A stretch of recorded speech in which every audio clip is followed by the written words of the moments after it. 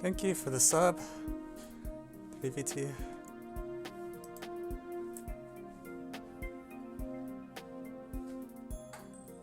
Okay.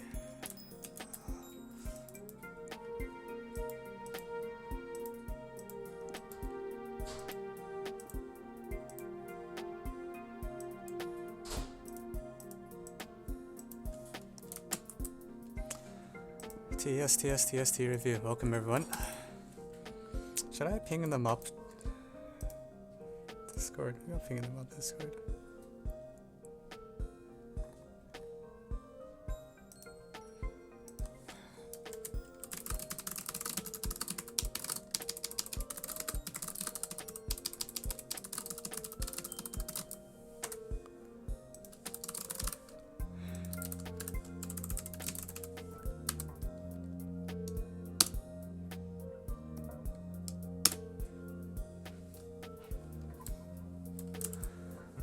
I am clue starved. I am as well. I'm really sad. I got the RNG wrong. I figured it was either slot 2 or slot 3. Unlucky.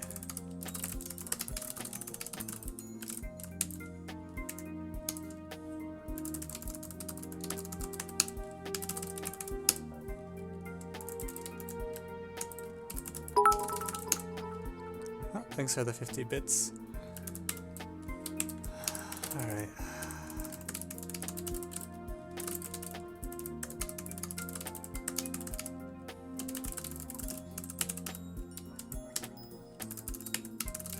Will I play games after this take again? Not sure. I haven't decided yet.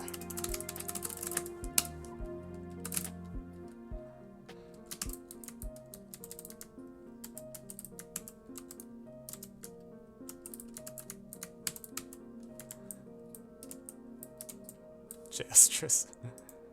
Okay.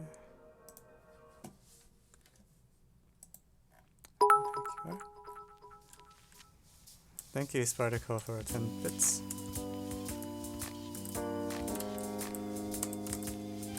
Okay.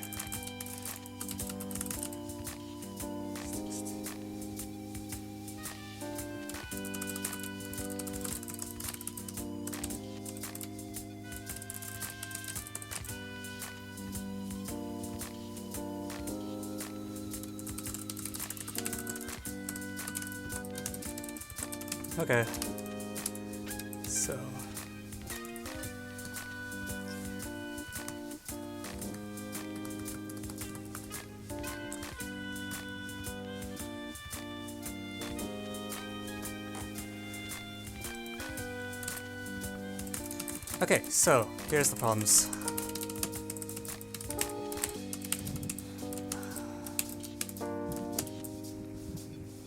Okay. Ah, problem 1 is so long. Ah.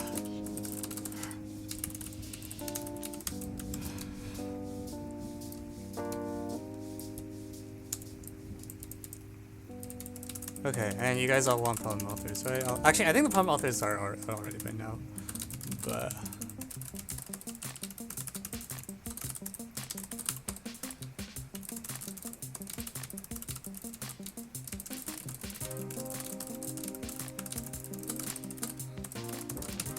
Okay.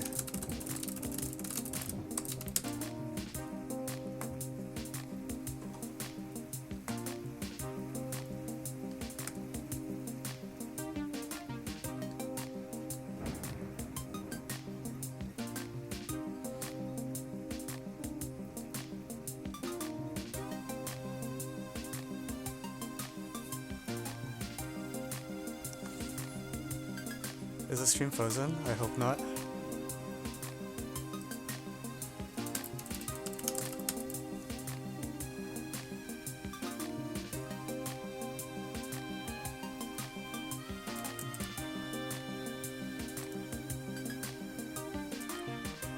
Okay,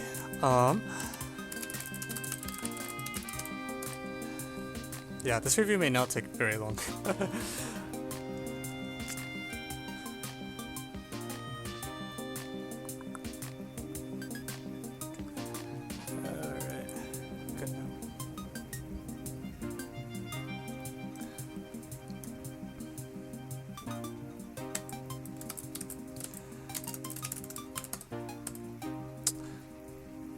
Yeah.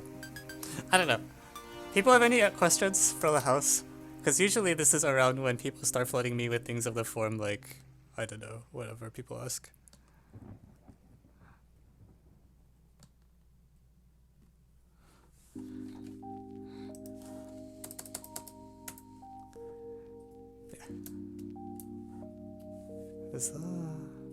What is misreading? How did you guys come up with from 3?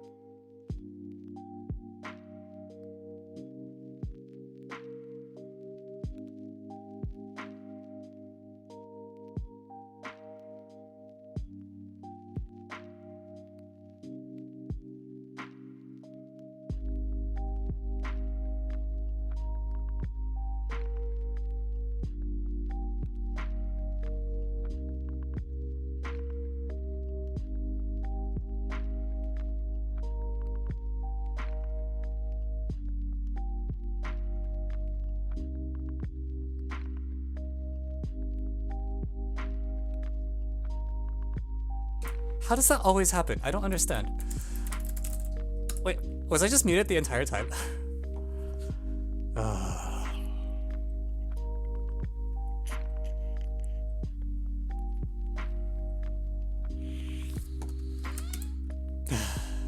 It never fails. Okay, okay, well, I got people are trickling in anyways, so whatever. Okay. So, yeah, we'll get started in just a moment. So, for DJ's question, is there a timeline for grading? Unclear. The grading has started, and the problem is right now, no one has like any energy. Like, for example, for USAMO, like I think we've been like quote-unquote 95% done with grading for like the last week, and no one wants to do the last 5% because their complex batch is on problem 5. So I hope the same thing doesn't happen to TSTST, but everything's so bad right now.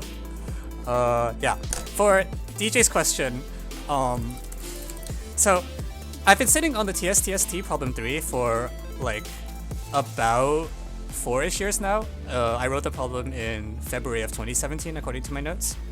And when I write problems, I typically take I typically write some author notes. And I'm just going to put up the author notes that I wrote for this problem because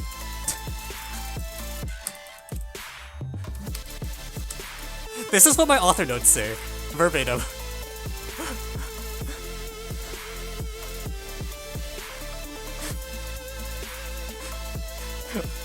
I don't what? Yeah. I'm not sure what I was thinking when I wrote this, but apparently this is my author notes. Dumby was thinking about triangle.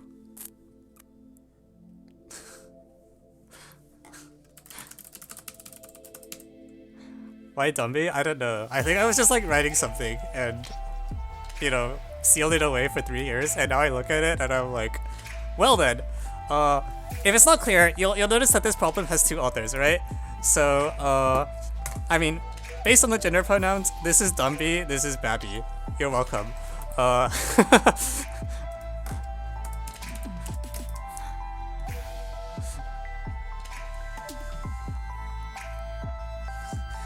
Yeah, but the serious answer is like back when I was a kid, there was this fact that people would sometimes know, which is like a 4, 5, 6 triangle has angle B equals 2 angle C. And I'll give you a quick proof of this fact, which the reason that I know it is because what you do is you construct an equilateral, construct isosceles triangle, the trapezoid with side lanes 4, 4, 4, 5. By Ptolemy, it's diagonal. It has diagonals of length 6. Because 16 plus 20 is 36. I can't type today. Ah, no! Yeah, 4, how do I type? And then, measure the arcs. Like, yeah.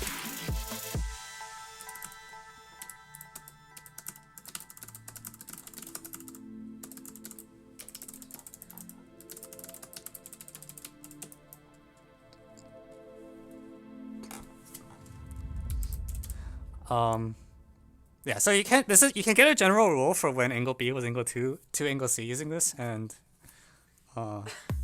yeah. Okay. Cool. So that's where the problem came from. You're welcome. Yeah, 357. Yeah. Any other questions for the house before I move on to actually solving the problems?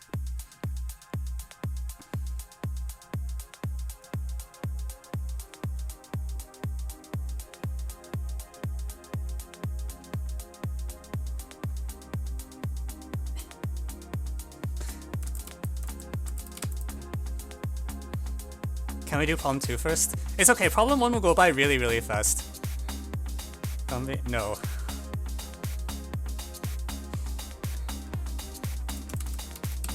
I think this whole review will be really quick. I'll probably spend like about as much time fumbling with like not unmuting. Wait, so was I muted from the start of the stream?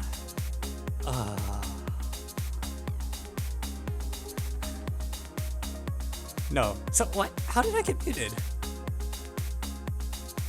I don't get it.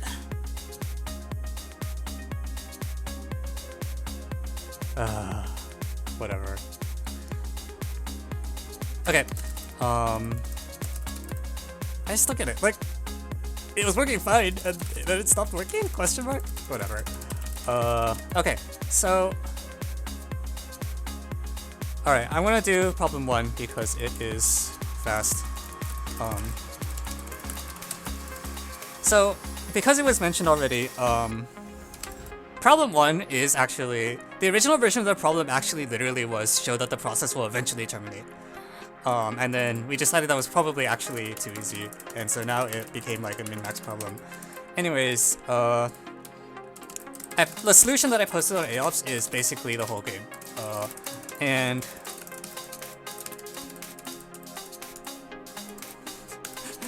is this Russian? Maybe? I don't know. Basically, the idea is you look at things of this picture. You look at triples of the following shape, where you have a rock duck that faces a scissors duck that faces a paper duck. And every time a move happens,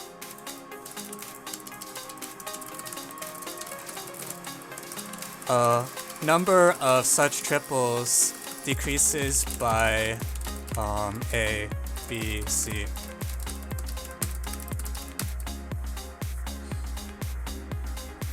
One of A, B, or C, according to which one happens. And because initially number of triples is at most ABC, so upper bound on moves is ABC over the smallest of ABC. Is the same idea as USAMO 2003? Yeah. A lot of these, like, it is a pretty standard invariance problem. I would say on the whole, like, most of day 1 I think was pretty experience favoring in some way or another. Why the duck flavor text? Literally no reason. The fact that we ended up playing Duck Hanabi was a nice coincidence, but when I was copy editing the tests, I was like, I want to put some animal in, and then I just chose ducks, but that happened. Okay, cool. So that gives you the upper bound of the number of moves, and because of the way this proof works, well, it also tells you when the equality should happen, right? Equality is the optimal situation is if the number of triples, for this to work, the number of triples has to be exactly ABC, and you always need the same type of duck to move. So you can just do that. What you do is you put the ducks such that all the rock ducks are together, all the paper ducks are together, all the scissor ducks are together, like that. And if the minimum is the number of things, is the number of rock ducks, so say without loss of generality, this is the min, you have all the scissors ducks trade plates with all the paper ducks. That is exactly B times C moves. So that's the construction. Quack.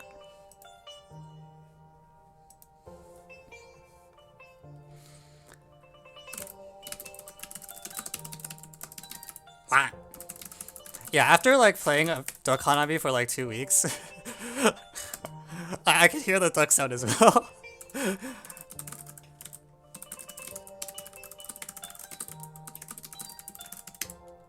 What is Duck Hanabi? Okay. Let's do some culture. One moment, please.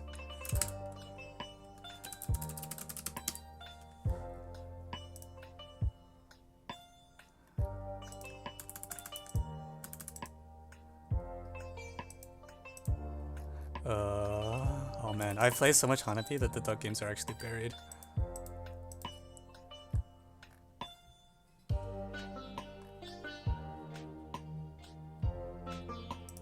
So, this is what Hanabi looks like, right?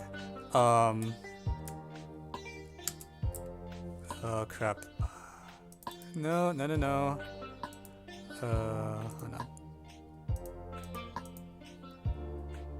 What?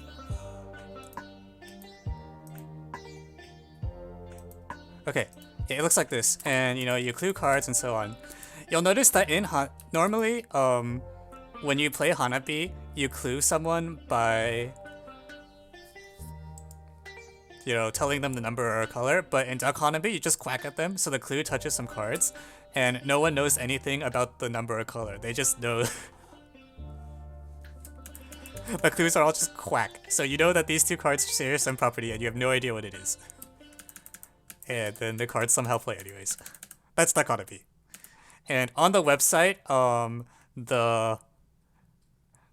They normally when you make a clue, like there's a sound that goes like dun dun or whatever for giving a clue, but the website actually has a duck sound, like the clue just goes wah. So the whole game you just go hear wah wah wah wah wah over and over. That's Duck Hanabi. For Ek Narwhal, yes, I did do the Firecrackers puzzle. So for people who like Duck Hanabi, this puzzle's good enough. Well, the whole hunt is really good. There's recently a puzzle hunt called Teammate Hunt. You may or may not have seen it, but if you go into here, if you like puzzles, there is a Duck Hanabi puzzle where you watch some ducks play Hanabi, and the ducks are really bad. Like, I think from playing a lot of Hanabi, working through the game was really painful because the first thing they do is discard a 5, and then it goes downhill from there.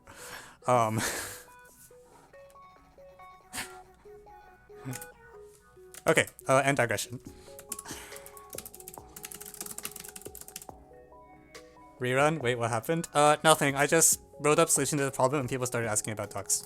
That's basically it. Oh, no. This is the special TSTST review stream. It is not a rerun. I hope you could tell. Let's do the geo.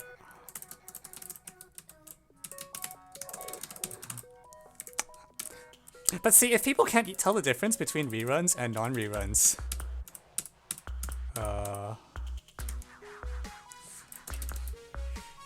thinking. Okay, so for the geo, I'm gonna put the diagram on the left.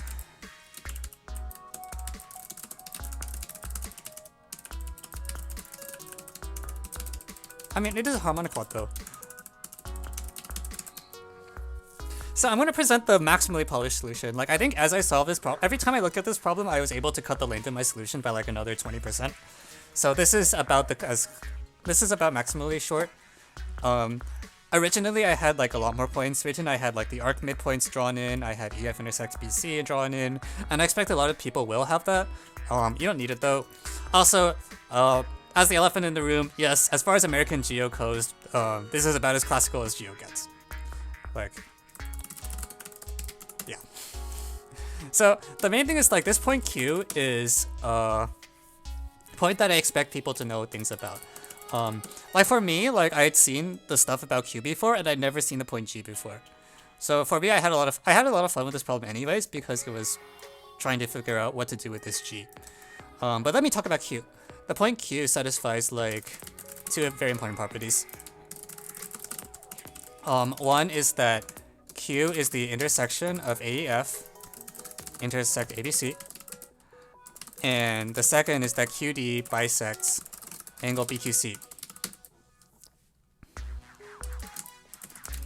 Yeah, no, like, the reason that everyone is flaming this problem on the forums is because they see the point Q and they immediately are like, oh yeah, I've seen the point Q before, and then they like throw a party because they're really happy they recognize one point. But I don't know. There's a second point in the problem. It does start out that someone found G in like, I don't know, it was apparently on Woo's like GGGG contest, and also some, I forget the other one. Ibero, whatever the thread says. Someone found the links.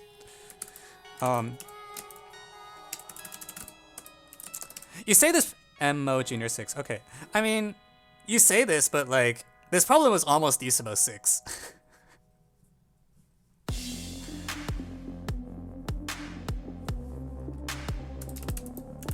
Like, actually, this problem was almost USAMO 2026. Would this have been way too easy for USAMO? Yeah, I mean, I can talk about this problem because, like, now it's out. It's hard for me to say very much about the rest of the USAMO selection process, but, like, you guys say everything is well known, but, like, you know, you look at the reviewers, they haven't seen half this stuff, so I don't know. Anyways, let me prove the properties I promised you. So the main one first is to show that Q lies on AEF. I'm going to make a stronger claim that Q is the inverse of P with respect to the in-circle DEF. I mean, you can find the QGBC claim for the, like, you can definitely find, like, QBGC is harmonic in, like, literature somewhere. Like, the couple prompts coded, some handout, whatever. But, like, I don't know. I think as a rule of thumb, if I haven't seen something before, I don't consider it too well known to use in a contest. Just saying. So yeah, here's the inverse of P, and the reason is that inversion around DEF sends ADC to 9-point circle. So A will go to the midpoint. When you invert around the in circle, it sends A to this midpoint, B to this midpoint, C to this midpoint. So this point P is on there, and what happens is, like, so the green circle is now the inverse of line EF, while the circumcircle is the inverse of the 9-point circle. Both of these pass through P, ergo IPQ collinear. If you don't know this is something that is actually worth knowing. I put this is like one of the things I will make everyone do when they learn inversion, is to prove that IPQ collinear. Like, if you haven't seen this before and you want to know inversion well, please work this out. This is important. Yeah, the other part is that to show that QD bisects BQC, the proof that I think is cleanest is what you do is you say, there's a spiral similarity at Q, which sends segment BF to EC. And so this spiral similarity gets QB over QC equals BD over DC. BF over EC. But because they're the in-circle things, this is equal to BD over DC. Is this the same queue as TST 2011-7?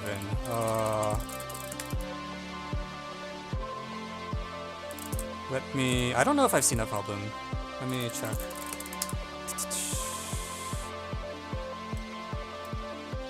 USA, oh jeez.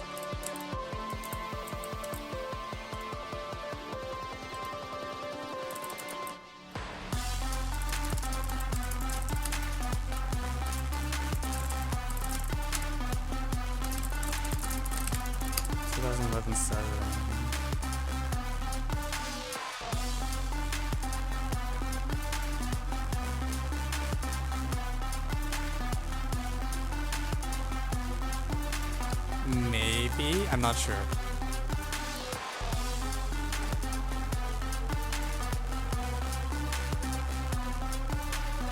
Yeah. Anyways, via spiral Q, you get this, so the angular bisector theorem gives you this. So again, the reason people are talking about this problem is because these are things that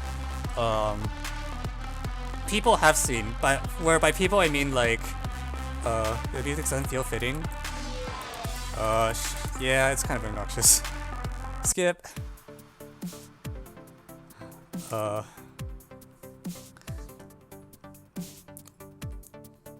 In the sense that I think the people who have done like a substantial amount of the IMO shortlist and recent problems probably have seen this property.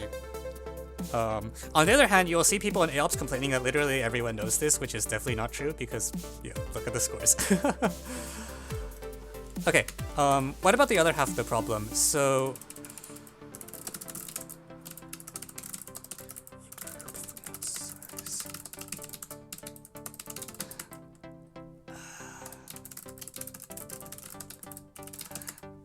the other half of the problem is dealing with Q, and there's some ways you can do it, but the cleanest one is, I think, to use harmonic bundles in the following way.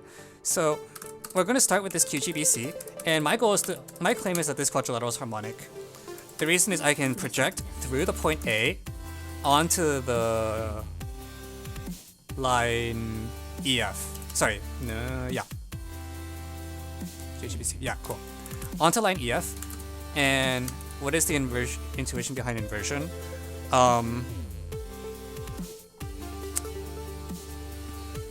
There's a couple of possible answers. One is the thing I keep saying, which is that a lot of people have seen this before. Like, if you ever do inversion with me in person, or if you read EGMO or whatever, this is one of the first exercises I make people do to show that this IPQ are collinear. I would say if you want to motivate it, the reason is that if you think that Q is on the green circle, then both the green circle and the blue circle behave very well with respect to inversion around the in circle. One of them goes to line EF, the other goes to the 9-point circle, so you should get something, and that something you get is what you want. What am I looking at? Dodge and power? Okay, are you new to this? Okay, so this is a team selection test review stream. So about last Thursday, there was an International Math Olympiad team selection test held in the United States. There were 3 problems. The problems look like this, and I am presenting the solutions to the problems now for people's entertainment. Listen. Yeah. I don't know if that answers your question. But we are pretending to do math. Cool. So, from QGBC harmonic, I'm going to project onto line EF. That's sort of like the only reasonable line to project onto, and the reason is like I want to... G is the point that I don't know anything about, so I want to try to get rid of it. And this will give me 4 points. It'll give me AQ intersect EF. It'll give me P, it'll give me F, it'll give me E. Okay, so this point really sucks as well, but I can get rid of it by projecting through Q. And when I project through Q, where do I go? Let's go onto the green circle. I'll get A, I, F, E. And quadrilateral AFIE is a kite. It lives in the circle with diameter AI, so this cross ratio is -1. So that shows you that this quadrilateral is harmonic. And that will basically do it. Because what happens is, let's look at angle BQC, right? Angle BQC, QG is a symmedian because of the harmonic quad, and QM is a median. Yeah, there's a lot of, like, as I said, there's many approaches you can do. This is what I have as, like, excluding the parts about Q, like this part you can change in different ways as well. But I think this is about as short as I could get the solution after recognizing the point Q. So yeah, QG and QM are symedian median, so they're isogonal, and we know from here that QD is the angle bisector. Other way around is also true. When I look at GC, GQ is a symedian, GM is a median, and GD is also an angle bisector because of the harmonic quad. Right, the harmonic quad will tell you QB against QC is equal to BG against GC, so GD will also be an angle bisector. So in summary, GD bisector, QD bisector, but also isogonal, isogonal. So that gives you the two angle bisectors, and that's it. Yeah, so this is like the maximally short solution. This problem has been floating around in like as a proposal for a while, so I've had a lot of time to think about it. And like this is the version from like last week. Like I found the harmonic quad, but I had the point like T marked in the diagram where T is EF intersects BC. This is a point that's really well behaved because it lies on like QPDG, and you can use it to angle chase and whatever.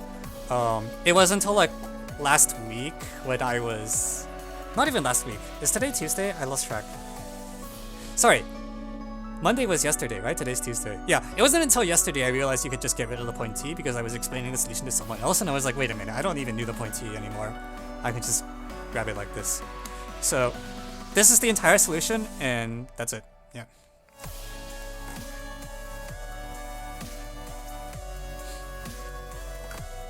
Problem 3 is Geo. What was my score on this question? How should I know? I don't know your ID number and you should definitely not tell me.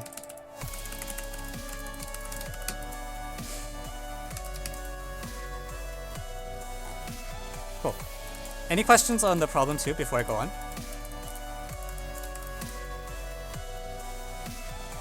Yeah, the projected Q is really nice. It took me a really long time to simplify it down to just one line like this. My original solution was probably like 3 times longer than this. Just introduce all the points and but you can get it in one shot like this. How does this finish again? So QD is a bisector and then QG and QM are isogonal because they're symedian median. So what that means is that QD will bisect the angle GQM. Like bisector, isogonal. And then you do the same thing at G.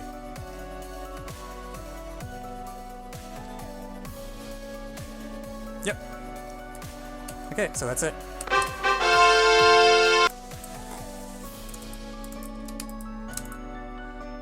Alright, cool. So, here's problem 3.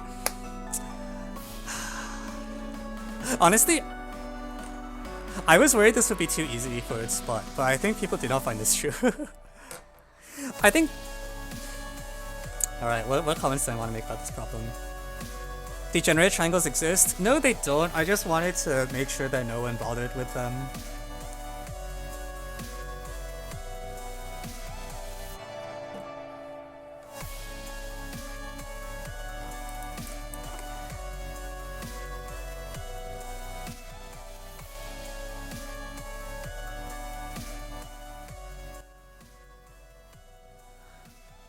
Yeah. So... Yeah, I want to say, I feel like this is really a problem where, like, you don't need you don't need an idea that comes out of nowhere. Like, when you look at the solution, I think there's no point at which you can point to something and say, like, wow, this was, like, a surprising idea. I feel like the whole solution, you kind of follow... If you've done enough problems, if you have your intuition about how polynomials behave, how fractions behave, and so on, then what you can sort of do is you can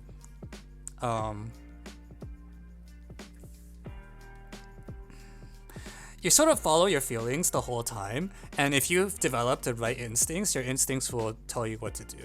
I think that's what I want to say. Like... It's the kind of problem that I would be good at. I'll put it that way. Like, it's the kind of problem where, like, I don't have an excuse for missing it if I miss it. Maybe I'll just say that. Okay, so let me get into this.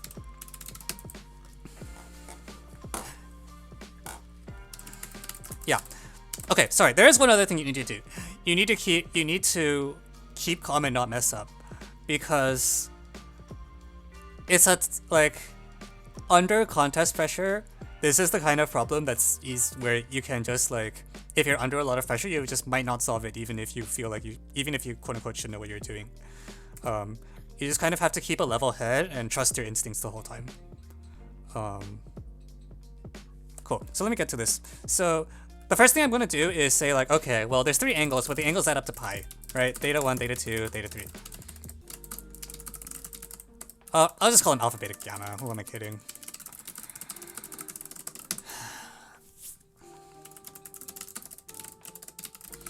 So, if there's an integer dependence, then I can use this to get rid of the beta and get a dependence between alpha, gamma, and pi. So there will be some integers, I'll just call them like KLM or whatever. K alpha plus L gamma equals like M pi. And because I have silent information, I want to use cosines.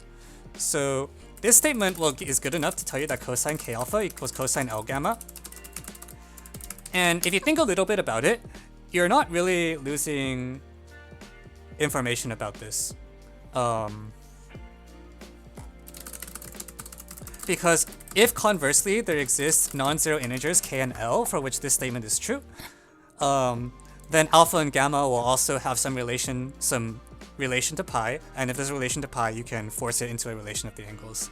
So you can really think of the condition just like the angles are dependent either with each other or with pi, take your pick. And here we are.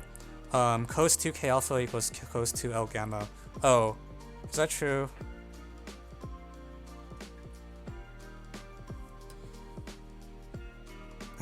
Yeah. Okay, fine. 2k. Here, I'm just gonna double M because I don't need it. Well, the point is you get a integer relation. I don't care at all what the coefficients are. It's just the problem is saying you have an integer relation. And if you have an integer relation, then it's saying that the cosine of alpha and cosine of gamma are related. So at this point, you're like, okay, well, you can also just compute cosine alpha, right? Cosine alpha, I'll just say, it turns out to be n minus 4 over 2n minus 2. And oh my god, here we go again. Alright, one moment, please. Oh, freaking.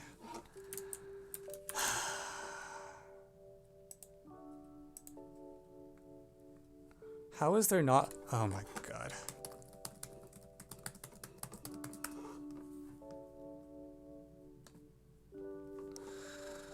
Okay.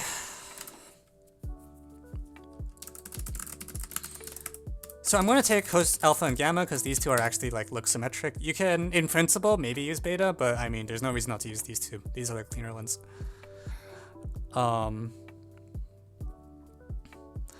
So here's the thing, like, if you know cosine of alpha, you can compute cosine of k alpha. Like,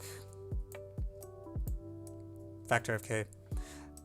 So you may or may not know that there's some relations that relate to cosines. I'm going to write up a few ones just for concreteness, like cosine, there's a double angle formula that says that cos 2x is 2 cosine squared x minus 1. And there's a triple angle that goes 4 cosine cubed x minus 3 cosine x. And I don't know any of the ones after that. But my point is that there is such a polynomial. And so what I get is the sum polynomial here for cos alpha, which will be n minus 4 over 2n minus 2, will equal some polynomial evaluated at n plus 4 over 2n plus 2.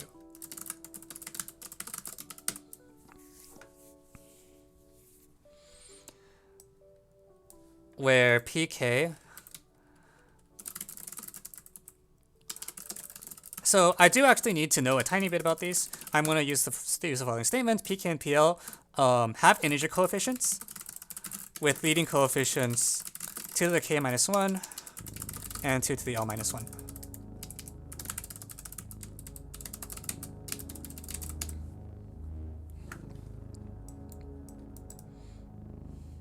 Okay, so we get this equation, and this equation is what we in the business call real sus, because You look at these denominators. What's going wrong here? These denominators should basically always be relatively prime. If you can't see it with the numbers, I'll choose like a random n for you. So e.g., if n equals 10, then like pk of 6 over 18. Oh wait, that's not a grid. Wait, how does that reduce to? Let me choose like 20. I agree that normalization makes it easier. I'm just trying to not introduce too much notation. I do. If you look in the official solution that I will eventually post, it will have that normalization for Sparticle. 4/7. So e.g., if I take n equals 20, this is what the equation looks like. And if you believe that pk of integer polynomials, no way, right? Thank you, Virus936 for the sub. Or not sub, follow.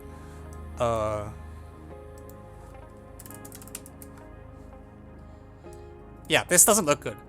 Like, you have this 19 here, you have the 7 here. These things will, those denominators are not going away. These denominators are going to stay there, and, you know, there's no way they're equal.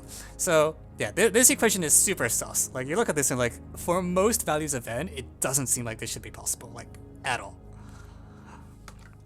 So let's make this precise. Claim, no odd prime divides the simplified denominators of n-4 to n-2 or n+4 to n+2. And the reason is that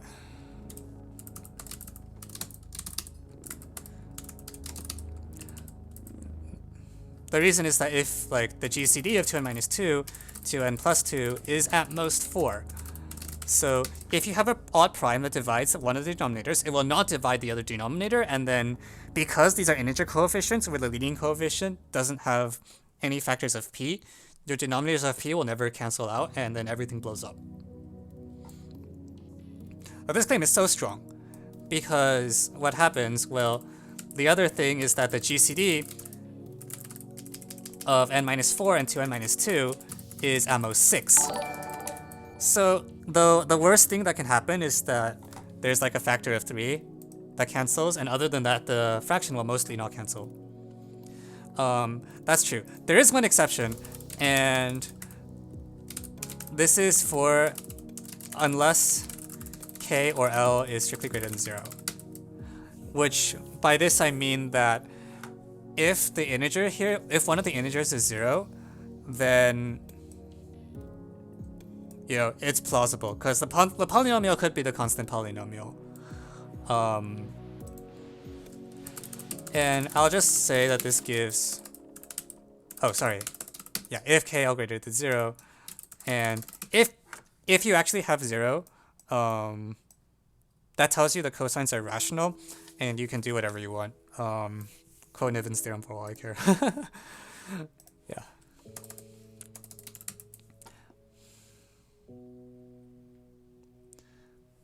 So in the KL equals 0 case, there is one solution that n equals 4. And otherwise, what happens is 2n-2 and 2n+2 must both be in the set like 1, 2, 4, 8. Or they must either be a power of 2 or 3 times a power of 2. You made this problem? Yeah, this is, yeah, my problem. And this won't happen very often. You might have that sense. Well, actually, 2n-2 and then 2n+2 are. Because what will happen is that you'll get some very normal Diophantine equations, right? Like, so let me copy this claim.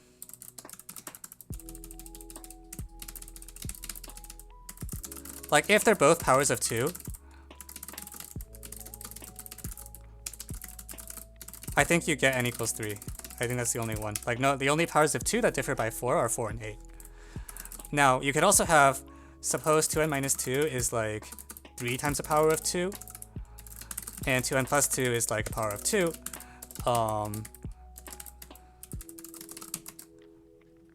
then, you know, you can boil this down. This will tell you that 2 to the something. Let me make sure I get this right. 2 to the something minus 3 is like 2 to a different thing. Sorry, no. Just subtract, right? 4 is equal to 2 to the something minus 3 times 2 to the something. Okay, that's fine. You divide out relevant factors of 2, and now not much is going to happen. You'll eventually boil down to like 2 to the power minus 1 equals 3. This is the Diophantine equation that you probably have seen something similar to before because you just factor the difference of squares, and etc.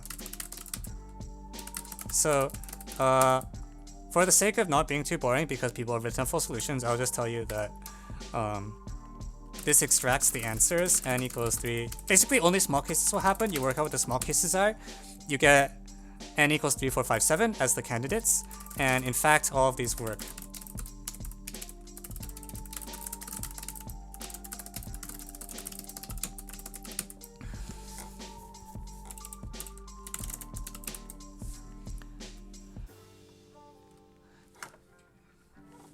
Yeah, why do these all work? The 2, 3, 4 triangle, I think, just has a 120-degree angle. 3, 4, 5 has a right angle. 4, 5, 6 has angle B equals to angle C or something like that. I forget what the one for 6, 7, 8 is. What's the 6, 7, 8 relation?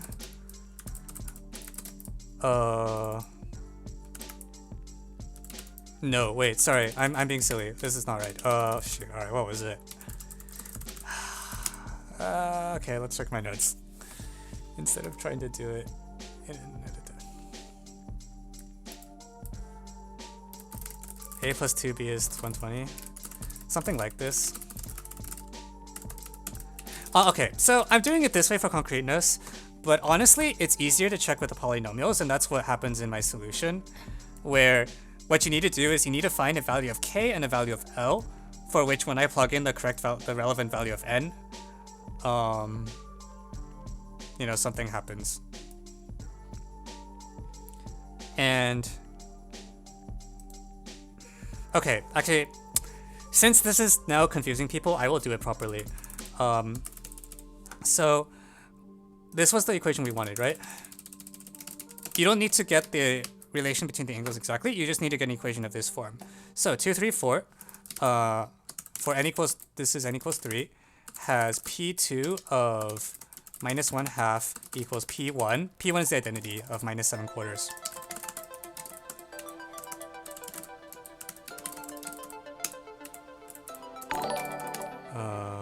Let me make sure that's right. Thank you, answer, for the follow-up.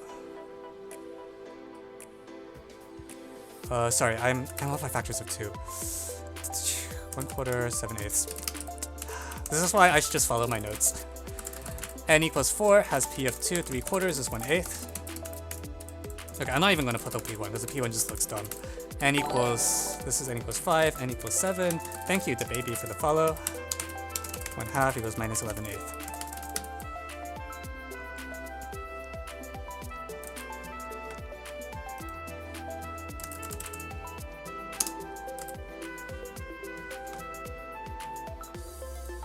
Yep.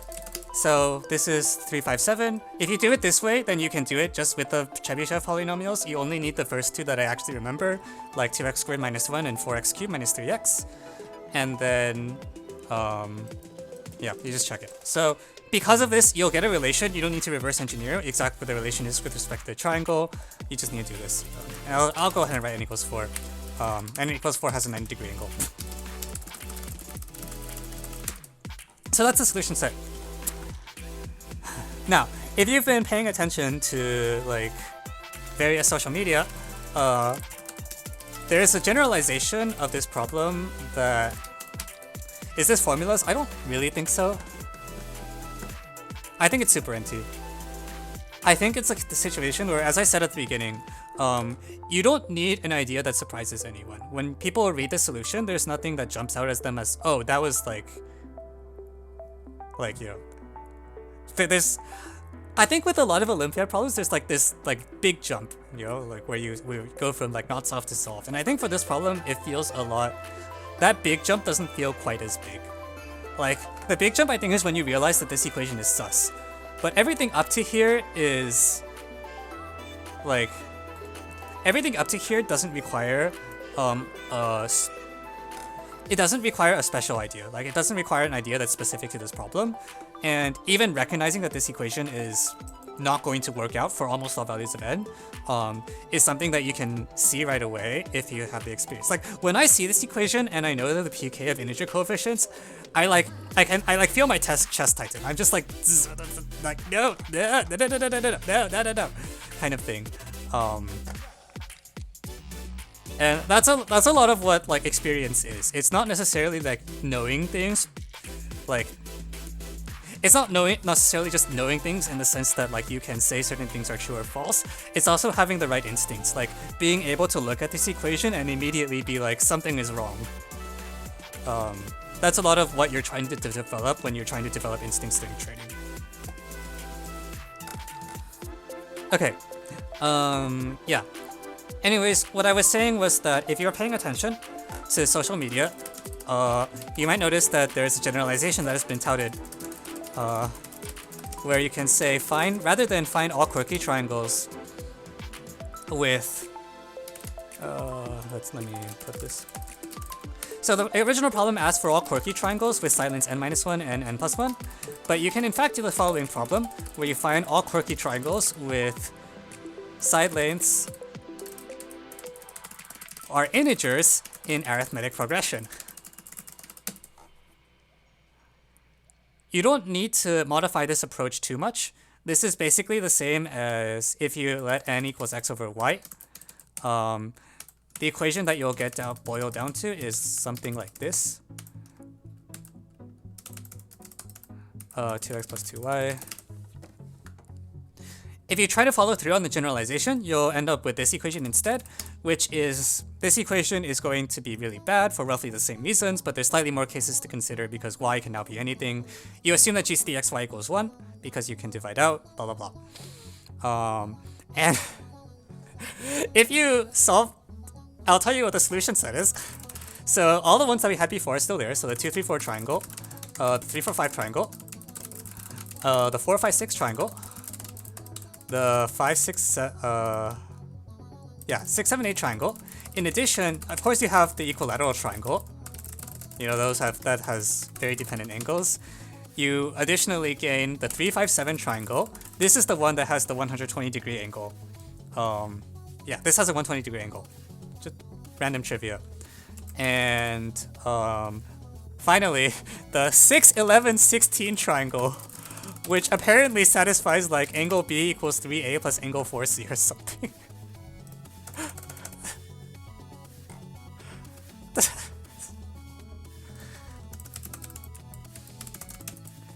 Yeah, so, man, like, on the one hand, I wish I had like thought to replace n with a rational number, but on the other hand, I think if this was the solution set, I would get a lot of not so happy comments after the exam.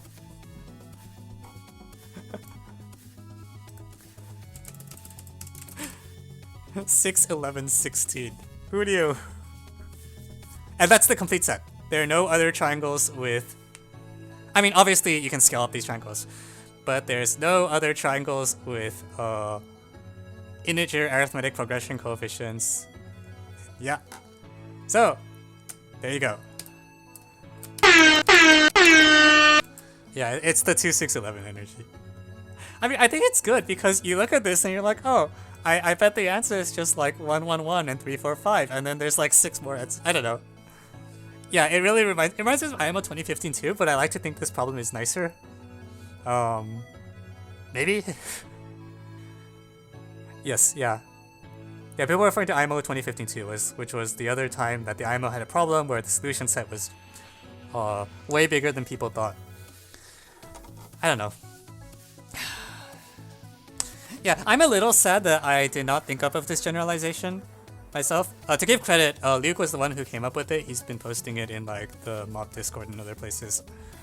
But on the other hand, from the looks of it, it sounds like this problem might have been too hard anyways. Yeah. That's what I said, right? Yeah, this is Luke's generalization. So I was saying I was sad that I didn't come up with it so I could put it on the test. But on the other hand, like... too hard? Well, I actually was worried the problem was too easy for the test. No, I said Luke. Like, Luke Roboto.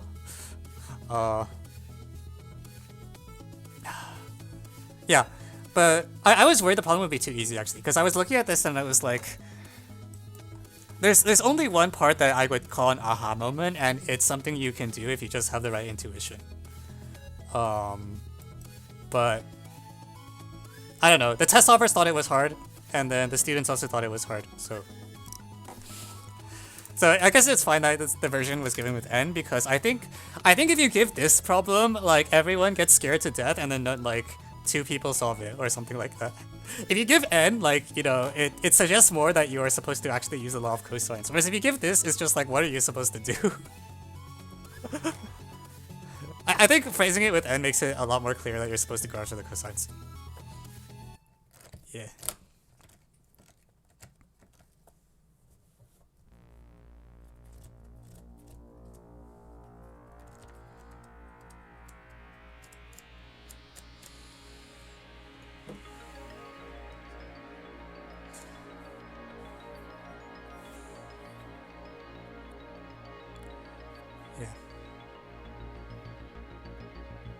Okay.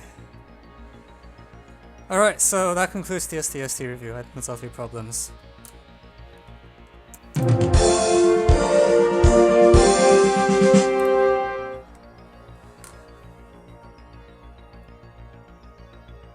Did you request a problem? Oh man, are you serious?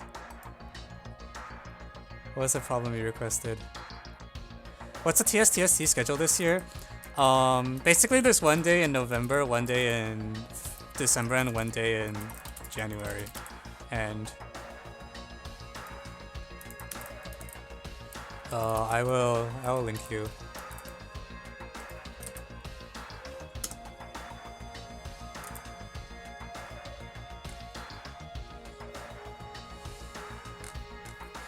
Yeah, because TSTST did not happen at MOP because MOP barely happened at all.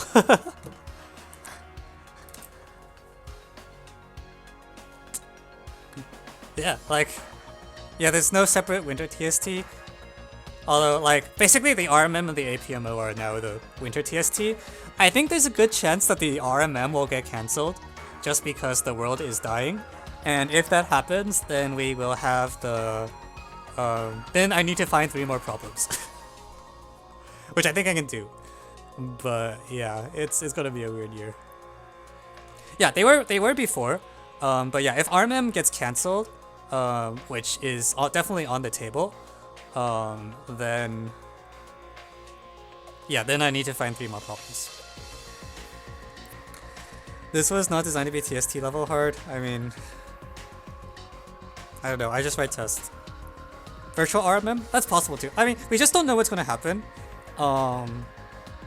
Yeah, if it's virtual, then it's virtual, and we'll take it. If there's no RMM at all, then no, there's no RMM.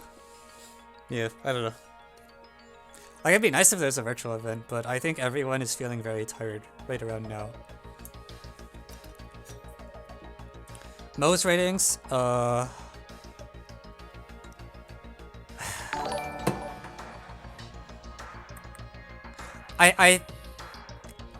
put 10, 25, and like, what did I put for problem 3? It sounds like problem 3 is at least 40 because, yeah.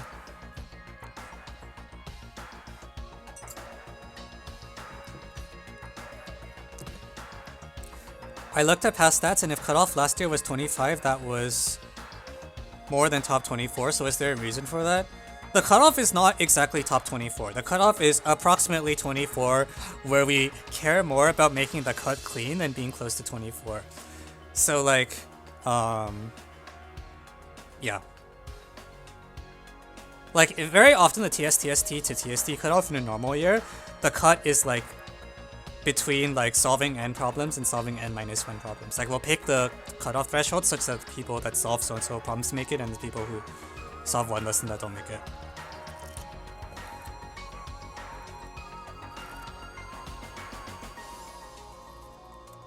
Like, I did 1, 2, and ran out of time at 3. Maybe. I don't know.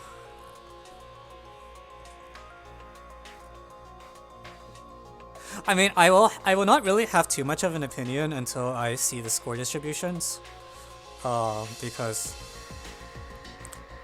that will sort of give me a reality check. Like, right now, I'm just going based on of like my own personal solve experience, but until I see what the papers look like, I'm just.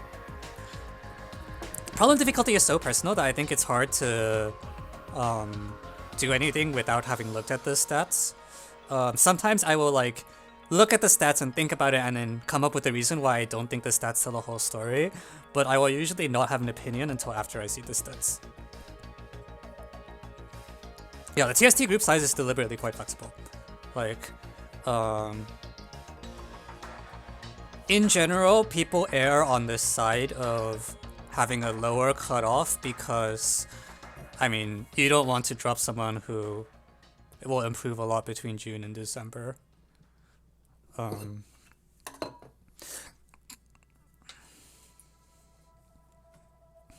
Yeah, like the only constraint I think is that we don't want to grade too many papers.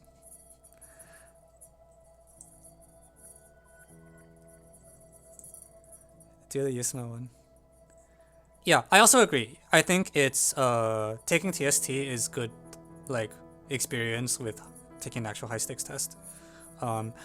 It's almost, I think for a lot of people it's the case that the first year they take the TST, it doesn't go well, and the second year goes much better. And that's like a good experience to have.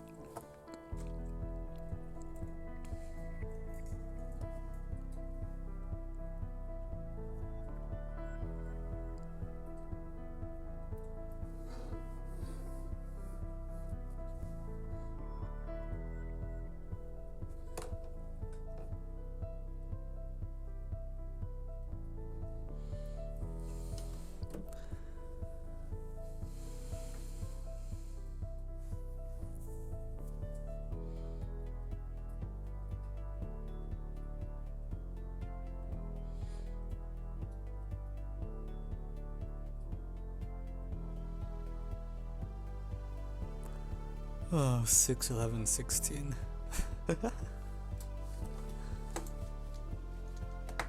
Yeah, I still can't believe this. Like, what the heck?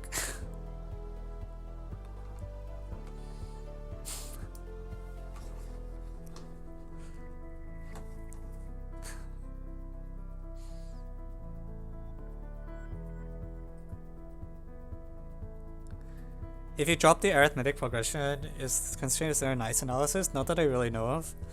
I mean, you need some sort of constraint, because the problem is that you can engineer a lot of triangles with 60-degree angles and integer side lengths, I believe. So I don't think there's if you just say quirky triangles with integer side lengths, I don't see a reason to believe there should be a good closed form.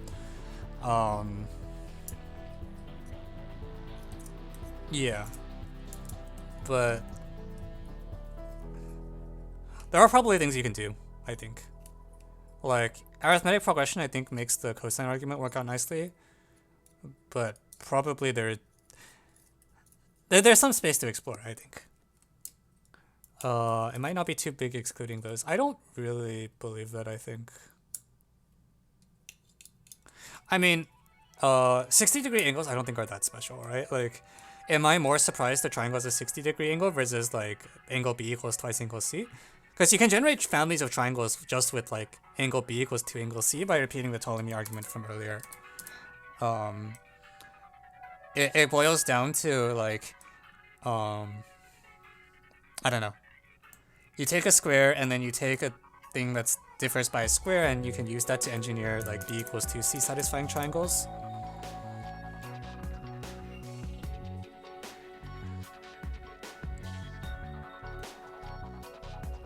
Yeah. So my feeling is like for I'll put it this way. I think if you fix values of R1, R2, R3, it's probably possible to generate infinitely many triangles. At least for like quite a few of the tuples R1, R2, R3. Wait, are you really the great Evan Chen?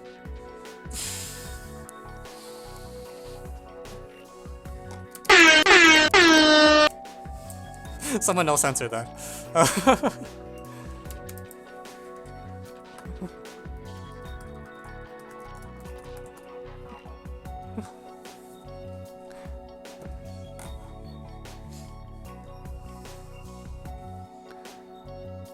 Welcome to the stream. Thanks for coming by. We don't normally stream on Tuesday. I have a special stream today to present the TSTST solutions, but usually I run Math Olympiad streams on Friday nights, if you ever want to drop by.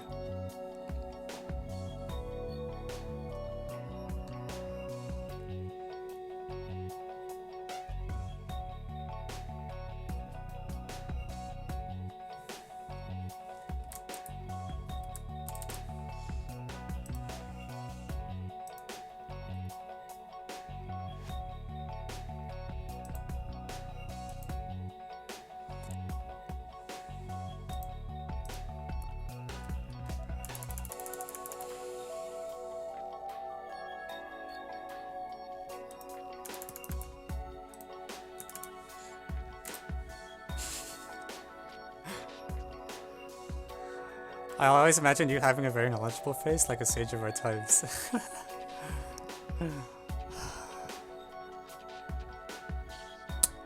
People tell me a lot that they don't look like what they... I don't look like what they expect me to look like.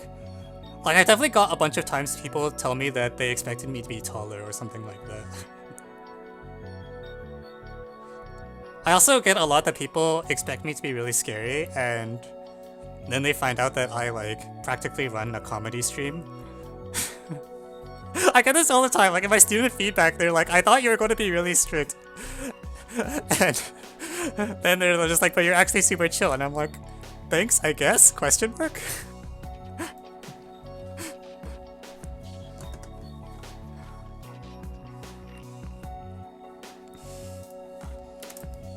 I don't know.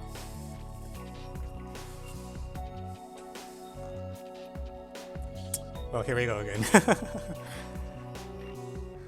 I too thought Evan would be massively scary.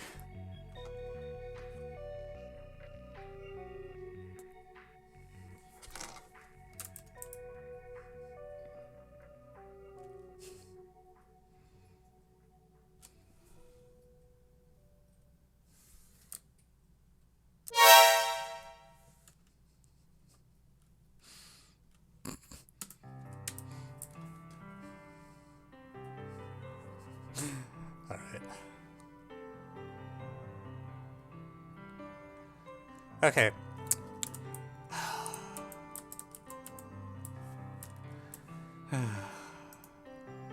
Geico, are you still here? Okay, you're still here. Okay. I will go do your USAMO 1999 problem because it's problem 1, and hopefully I can just run it over and get an extra solve today. I'm not feeling to do a bunch of hard problems, but if it's a USAMO 1, maybe I'll get it. So, what is this problem?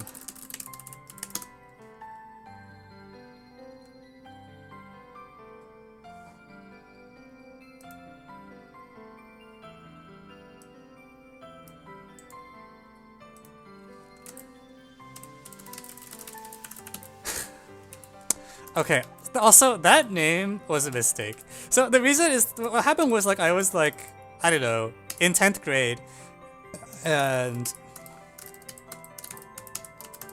you know, I got super excited because I developed a criteria for showing things are perpendicular in Berry, and I'm like, wow, I have a result. And so I wanted to make fun of Simon because he had this thing called Simon's favorite factoring trick, and I was just like, okay, let's parody the name, and that's the standard name for it now. Really? I thought people just called perpendicularity criteria or something.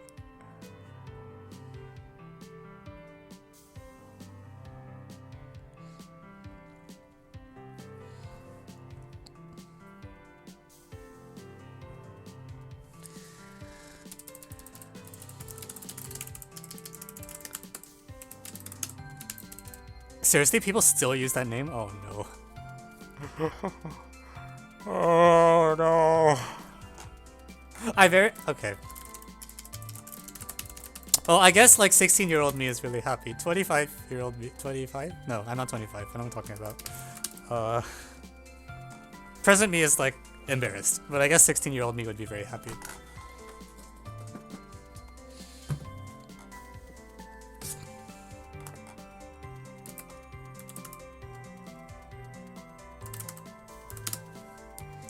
Okay, also this is USAMO 1. I'm looking at it and it doesn't feel warm or something. It doesn't look inviting. It looks like the kind of thing I might not solve. Yeah, I don't know how old I am. I can't keep track of time anymore.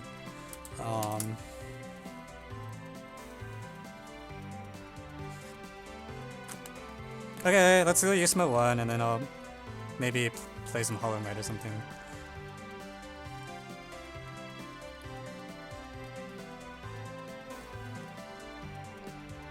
Okay.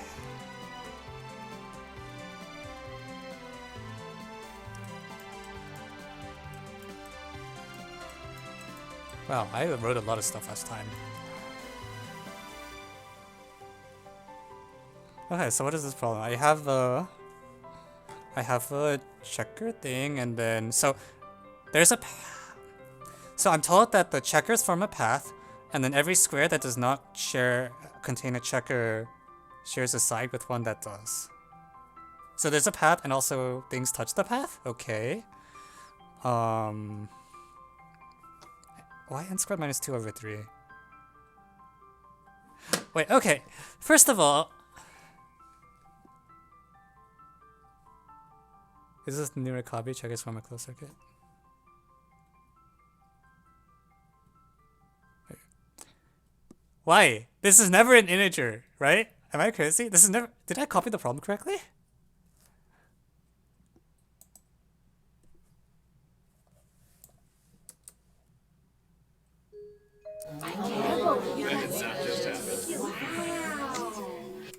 Okay, so like, okay, whatever. I'm just gonna ignore it. Okay, but I should replace it with like n squared minus 1, right? So if I have a 4x4 grid, can I get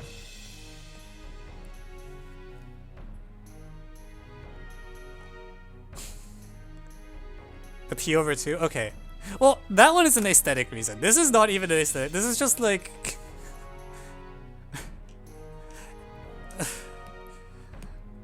I don't know. Whatever. It's fine. We'll deal with it. We will make it through because we are strong. Or something. I don't see how you get 5.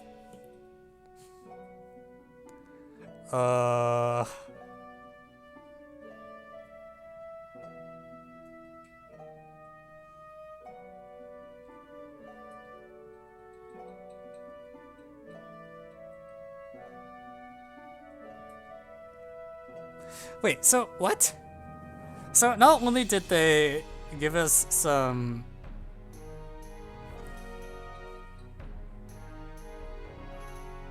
this mount seems really bad. Okay, I don't know what's going on anymore.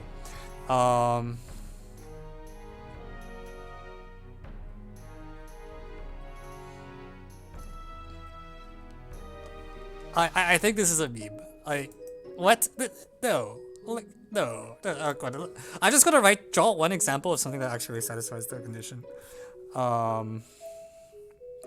So you're told that the sorry, this is I'm being silly. I said path, but it just means that the set of checkers is like some connected blob. So let's just throw stuff down. So there's like 4 corners. Each of them needs to either be covered by a checker or have a checker touching it. Whatever. Just draw one example, it's fine.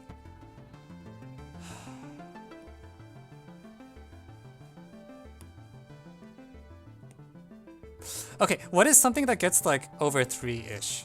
Like, can I do a thing where I like...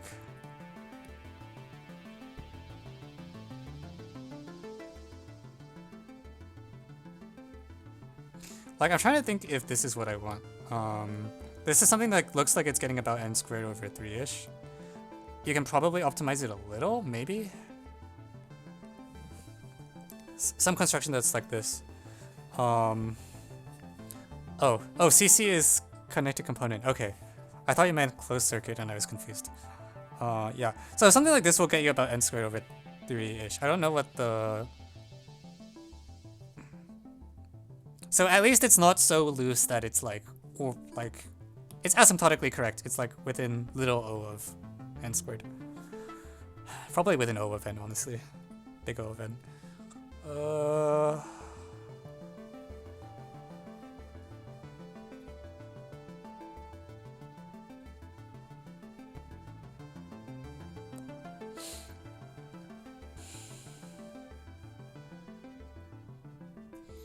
On the other hand, here's like some dumb stuff you can do. Quote unquote, most checkers should... I don't like this actually. It feels like I do better if my... Can I get a lot of leaves?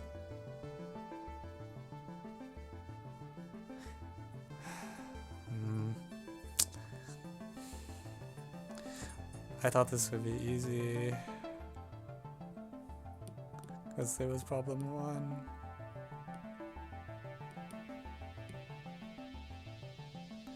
Like, the other thing I can say is, like, most of the time checkers will have 2 neighbors rather than 1. And then, if a checker has 2 neighbors, then it covers at most 2 things. So I want there to, like, not be too many checkers with 3 things.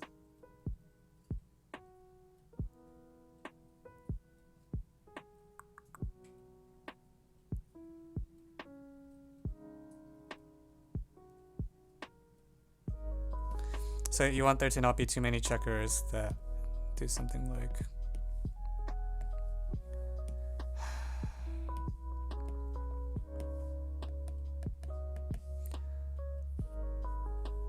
Just for each checker, there are like...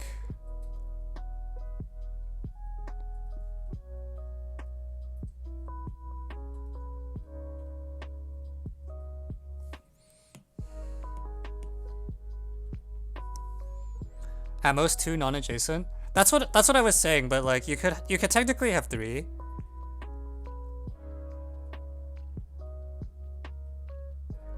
But edges is at least vertices minus 1, so there are at most 2v plus 2 extra degree. Oh, I see. So I want to use the connected thing. Okay. So, okay, I get it. All right, that seems like it'll work. Yeah, that would explain why the bound is so bad, because it doesn't feel like it's sharp at all. Cool. So on the one hand, so suppose there's n checkers. Let's just say suppose there's k checkers. Then oh heck with it. I'll call it v. On the one hand, the number of edges is at least the number of vertices minus 1. Heck, just take a spanning tree. Take a spanning tree of with v minus 1 edges, and then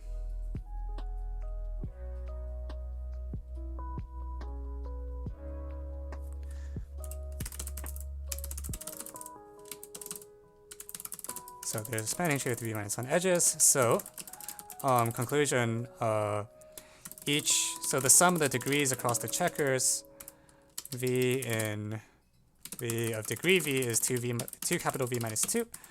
And also we know that when I take the sum v and v of 4 minus degree v, you need to cover all of the cells in the grid. So this is at least n squared minus the size of v. And this is really bad. There's no optimization at all. However, we know already this bound didn't look like it was going to be sharp anyways, so we can just do dumb stuff and cross our fingers. And indeed, this implies 4 times the number of vertices minus the sum of the vertices, which is 2v minus 2. is at least n squared minus v. And there you go.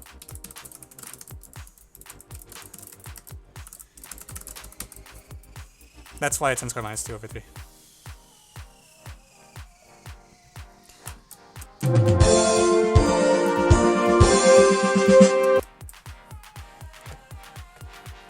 To clue which hurts your total in Brie. Are you writing an overleaf or do you use some other software to live stream LaTeX? It is, I am writing in Vim. So if you look at my desktop, there's a terminal here with notes. There is a text editor here. I'm just typing stuff directly.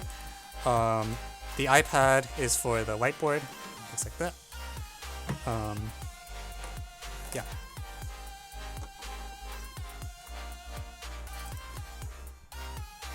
How many bits would it cost me to get you to speedrun AMCA? LaTeX MK-PVC? Yes. LaTeX MK PVC.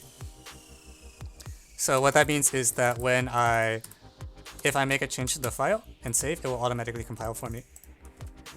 For people who don't know what that means.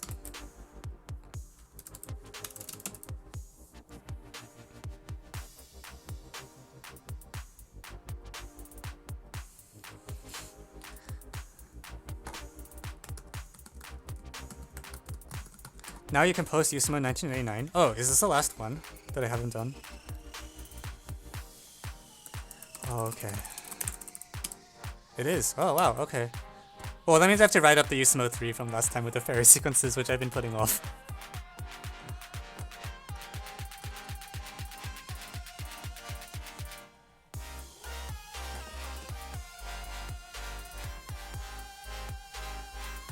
Alright. Yeah, the bound in the write-up is the wrong way. Did I flip it? Oh, yeah, sorry. Flip sign.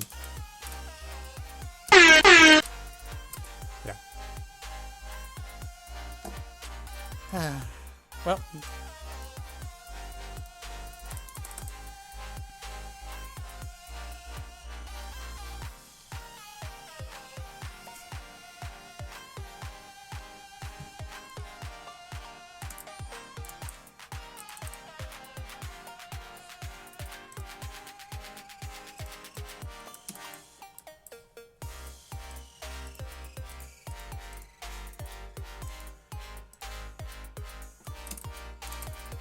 Okay, what to do now?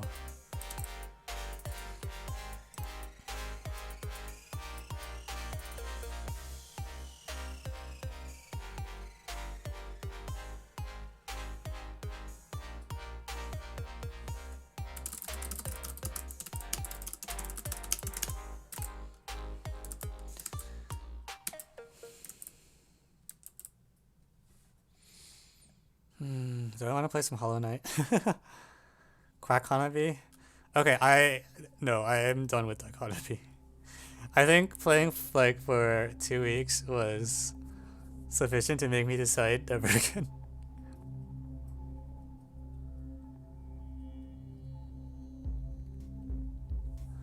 Clue Starved Hanabi.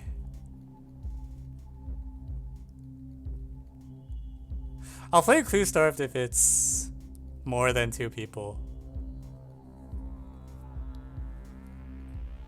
The 2-player is just like, oh, the 2-player is bad enough even with normal.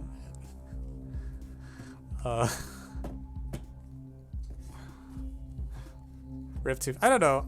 Like, I feel like the fun of Hanabi is that you can get people to blind clay their cards by finessing them. And it's so hard to finesse in 2P.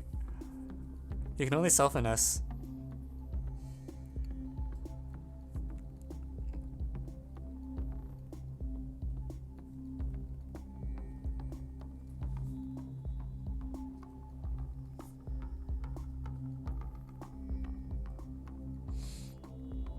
You guys want to cook some sausages?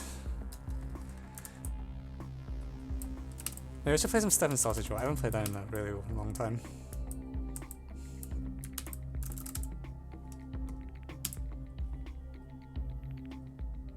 Have you played Snakebird? I actually haven't.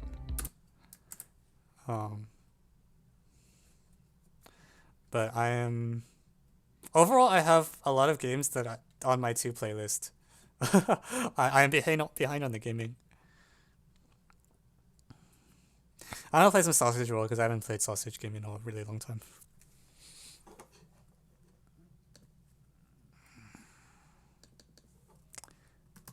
And because I need stream support, I don't think I can. I think this game is too difficult to play by myself. Same is true for Baba as you. Like, I think a lot of the reason I was able to function was because I played with, I would play with friends over Zoom. Best hangout activity.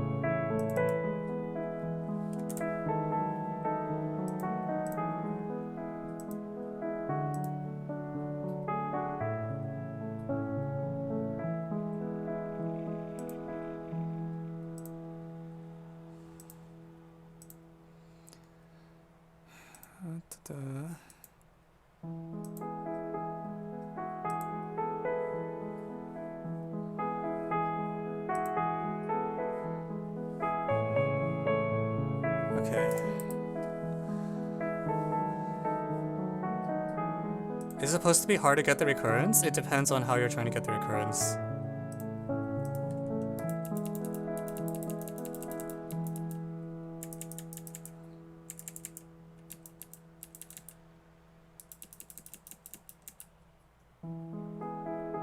What is Stefan's sausage roll? You're about to find out.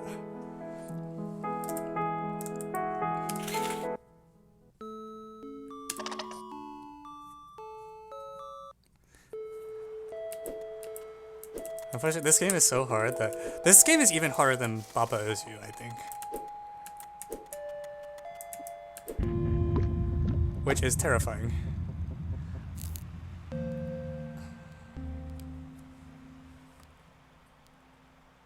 Alright, let's try this a little harder.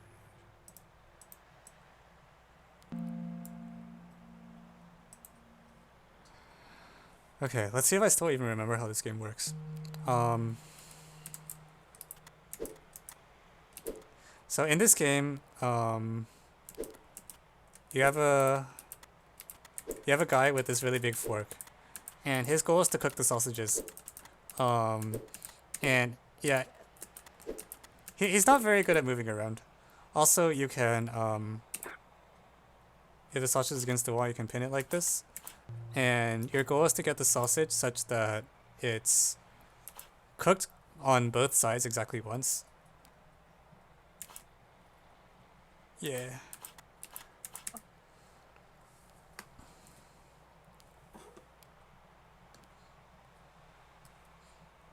I haven't played this game since like the last time I played on stream, which is like many months ago, so I have no idea how this goes. Okay. But just to get people a sense of what the mechanics are like, this is how you can cook a sausage. And now I think I lose because I don't think I can get this sausage out. I should have planned that a little better. See, the problem is that if I do it like this, the sausage gets burnt. Like the sausage can only be on the grill one cell, and I can't get it out in any other way. So that was ill-advised, and let's try that again. Is it possible to unstab the sausage? Yes, but only with the assistance of a wall, like you just saw. So if you have a wall, then you know the physics lets you unstab the sausage, and otherwise no.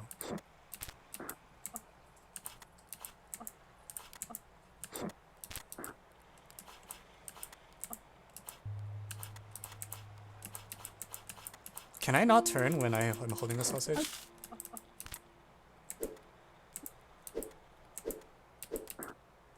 That's not good. I definitely need to rotate the sausage for this to work, right? Yeah, wait, can I not rotate the sausage? I don't remember the.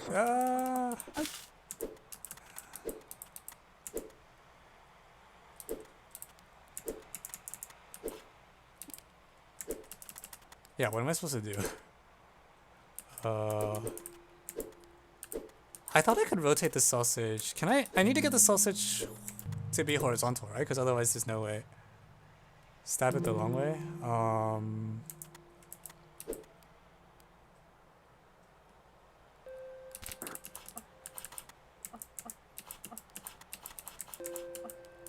Oh man, I really can't rotate. Ow!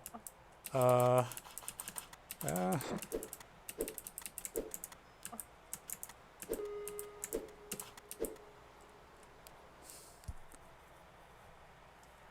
Wait, so how is this?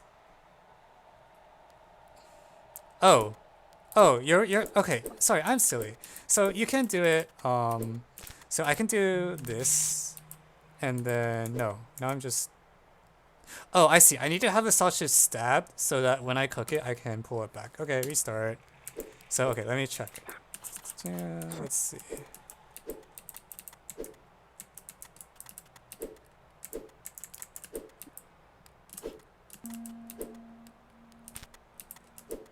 Shoot, I can't stab it if it's here though. Ah! I need to stab the sausage from the right, which means I definitely need to have it here. This sausage is in the way. I don't have enough space to... Oh, frick. I didn't mean to do that. That's fine though. You get out of the way. Now I have enough space to rotate here. Ish, maybe? Oops. Haha! Cook the sausage, pull it out, and then leave the sausage. Oh crap. This sausage is stuck, isn't it?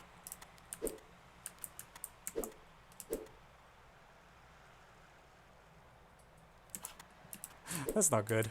Okay, new plan, new plan. Frick. I think I shouldn't have left the sausage here.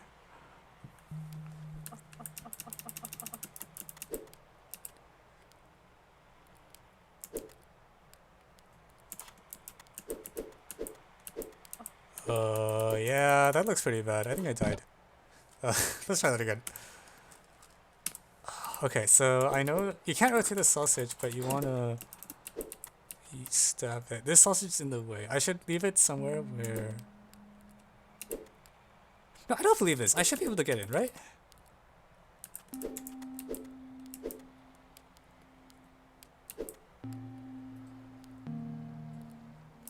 Well, this sausage can only move by stabbing, so I need to plan ahead what I'm gonna do with it.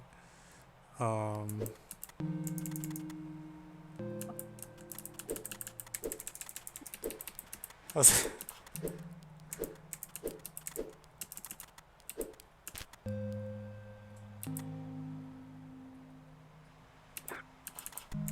crap.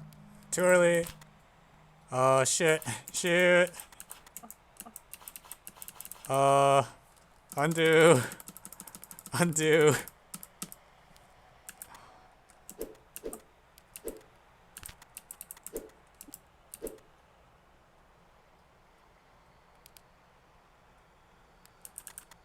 Where is a good place to store sausages? Or before I need them?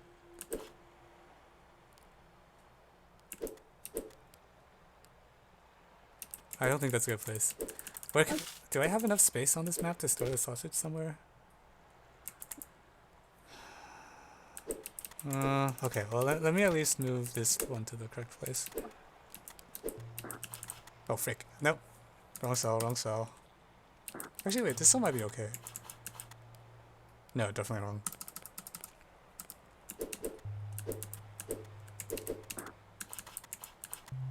Oh frick, definitely wrong.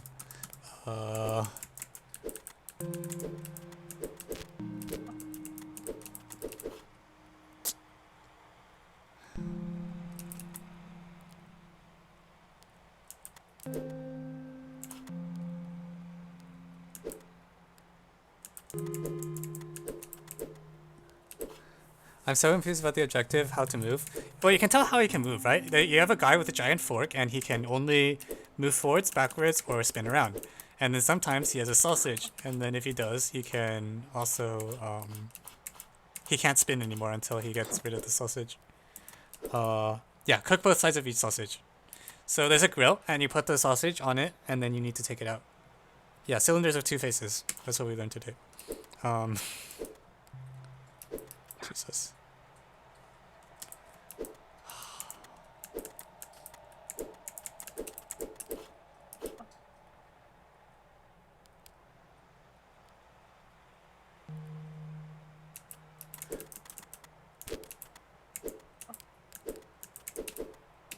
So you can only sidestep when holding a sausage? That appears to be the correct interpretation, yes. Grill yourself. Wouldn't that be nice? Can you use a sausage to unstab another sausage? Oh, that's so smart! The answer is yes, by the way.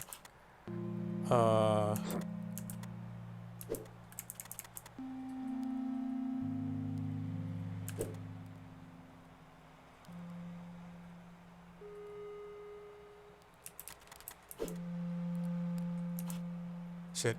No, that's bad. Can you stab when it is on the grill? No. Because to stab a sausage you need a wall, right? Because if you don't have a wall and you just push the sausage... let me give an example.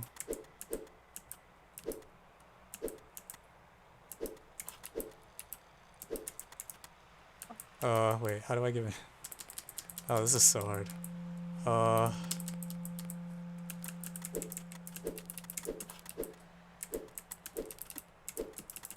Yeah, but if you like go here and you push it, it just falls off and you die. Yeah, you need a wall to stab it. Like what? Like otherwise you just push it off.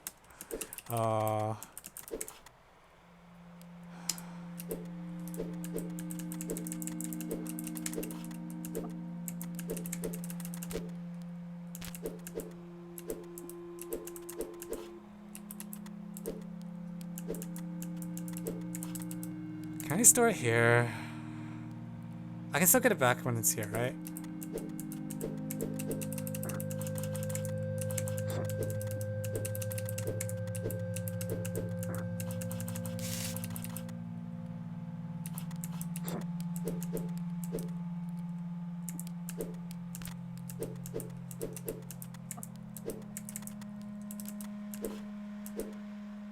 Frick.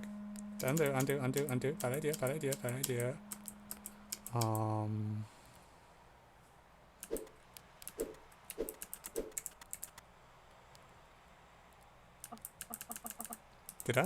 What did I do to myself?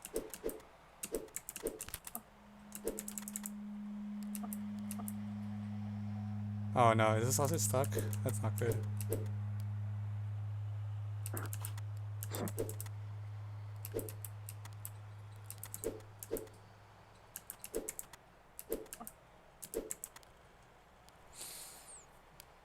Can't you just stab it? That's a good point. I should just stab it, huh?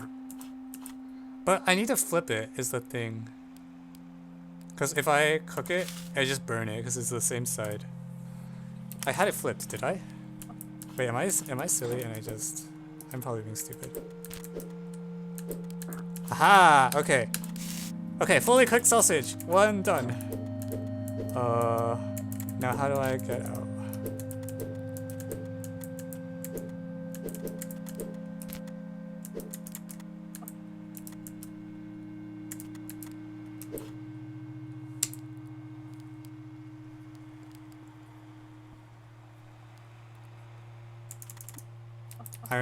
I'm wondering if I am dead, because I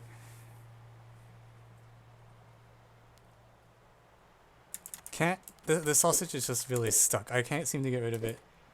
I can return the cooked sausage to its original position. How do I do that?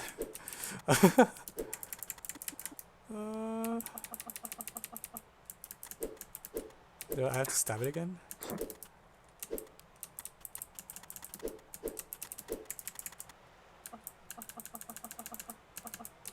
Yeah, I'm kind of stuck. Um,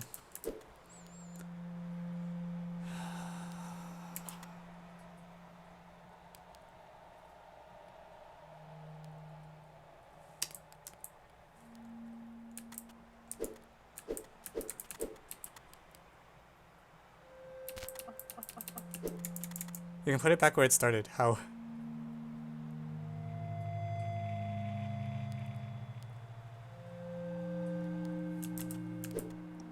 Stab it right now and drag it back. Can you walk there with your fork upward? Okay, so if I stab it though, I can put it. I can like leave. I can go back here, but oh, there's a wall there.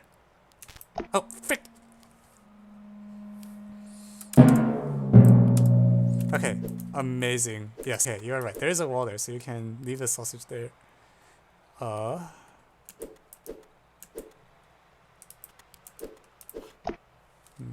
there's no cell there.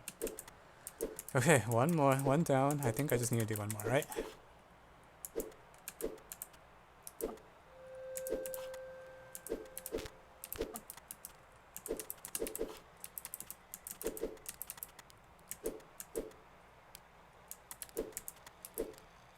Frick.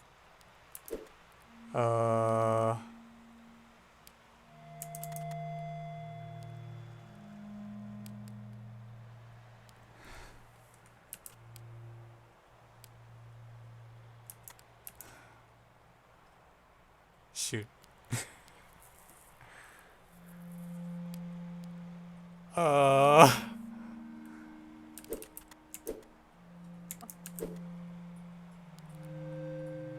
Can you sidestep? No. You can sidestep if you have a.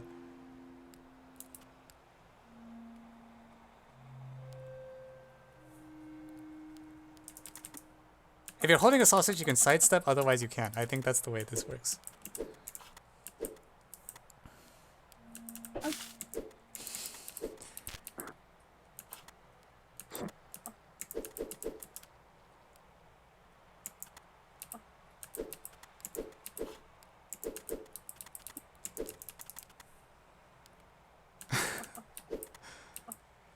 Shoot.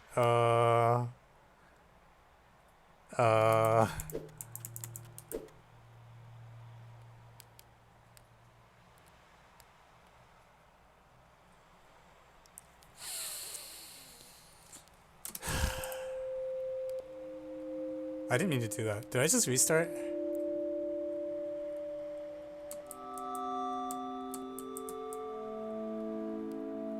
Okay, I guess I restarted. I probably needed to anyways.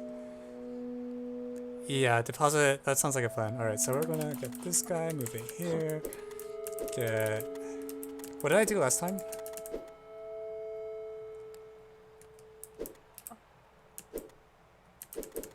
Last time I kept the sausage in the upper right, so we can do that again. Okay, and then take this guy and flip.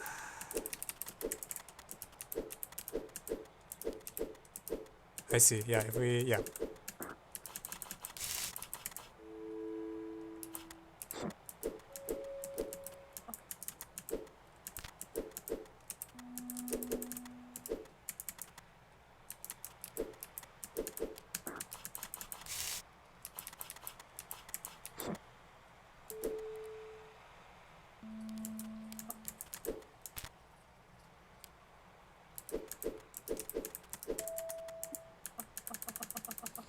Okay, so I want to deposit it from the other direction.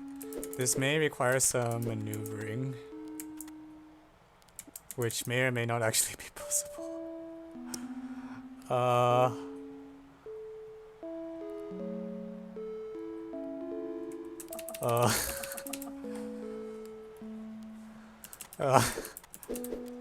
I hate cooking. Did I ever mention that? Like, I need to...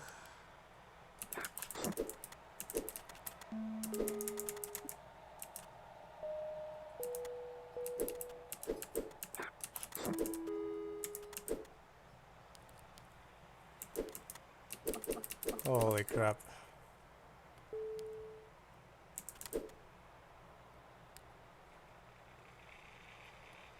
Leave it to the left of the original position instead of to the right of it. What do you mean?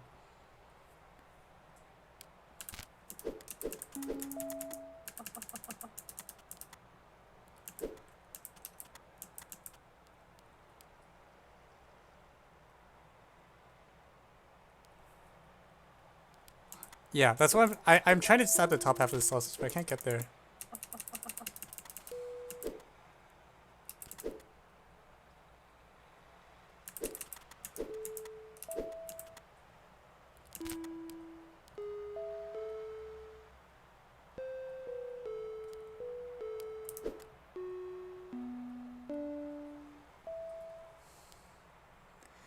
Can you walk through the spot with the fork upwards? So far, no.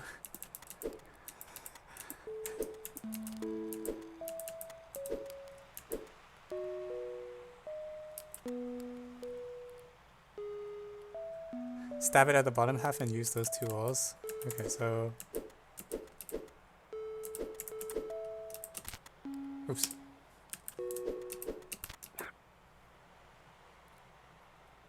Yeah, it's possible I have to use, like, the sausages as, like, nested walls or something.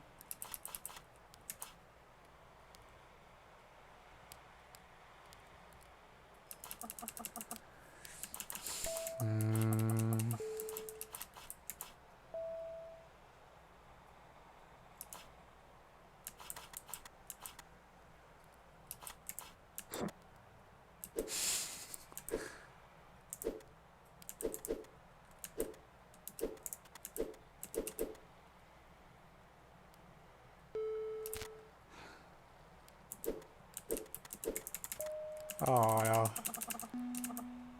You know, I feel like maybe I shouldn't be depositing this at the upper right, but I don't know where else to deposit it.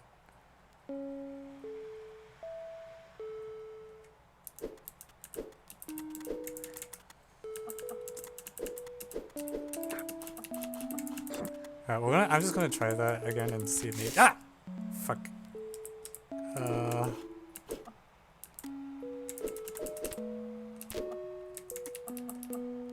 Maybe there is a way I can do it without the bottom cell.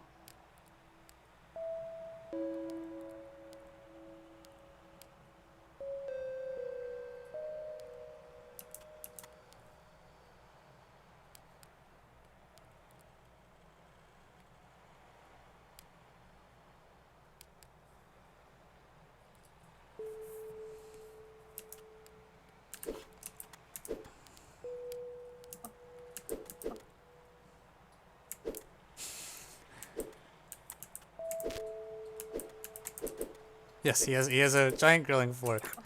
Oh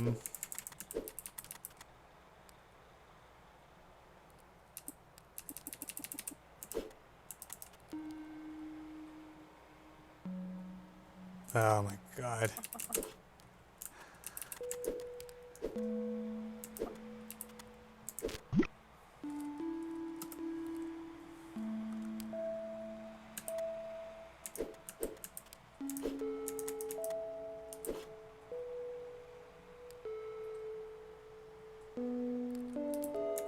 Yeah.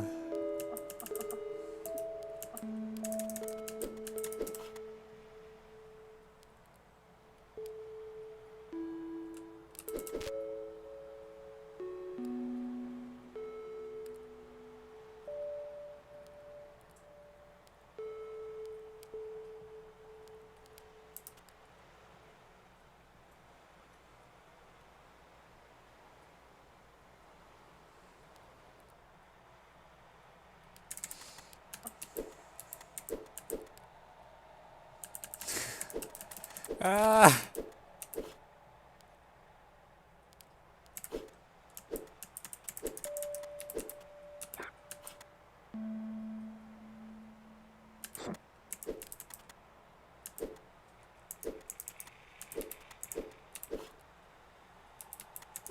Still nothing.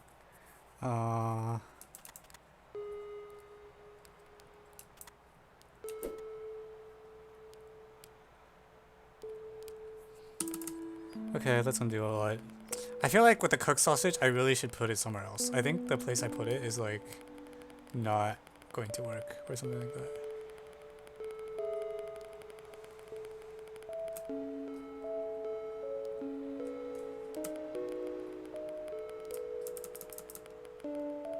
So, starting from when we have a fully cooked sausage.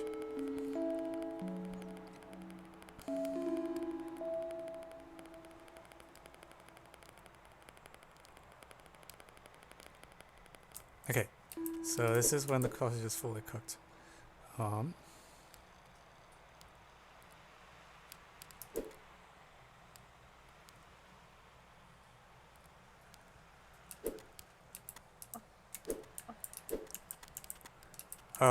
Or sorry, not fully cooked, half cooked. Okay, so now it's fully cooked.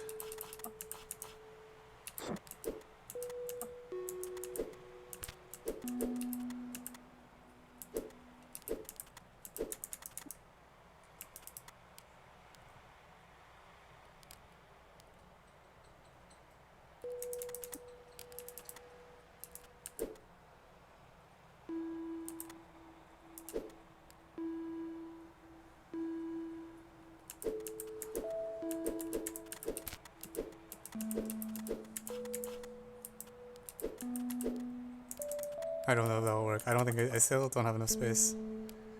Oh,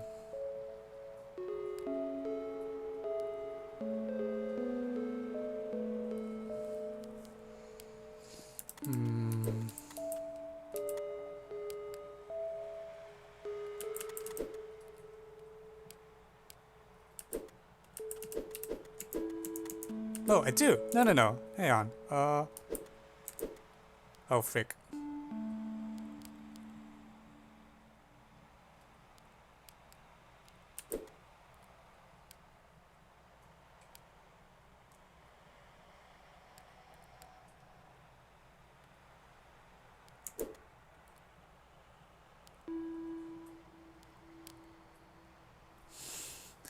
Can you cook the bottom half? I mean, I can put it on the grill and then I'm going to lose because there's nothing I can do to get it out. Like, any move I make will overcook the sausage.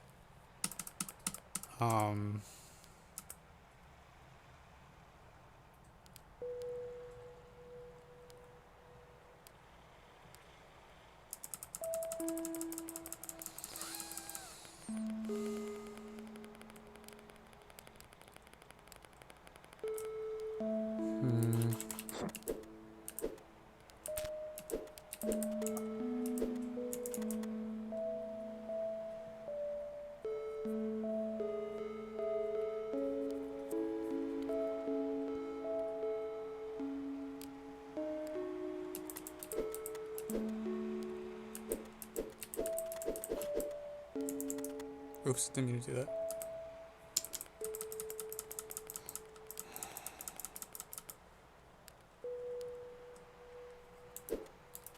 Cook the other side before putting it there, I mean.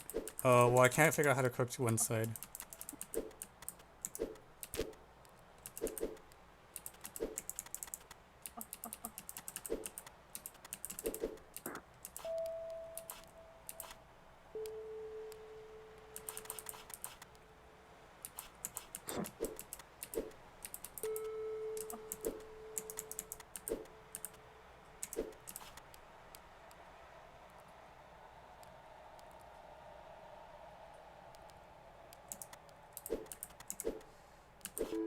Maybe I can't isolate them and I need to do it one at a time.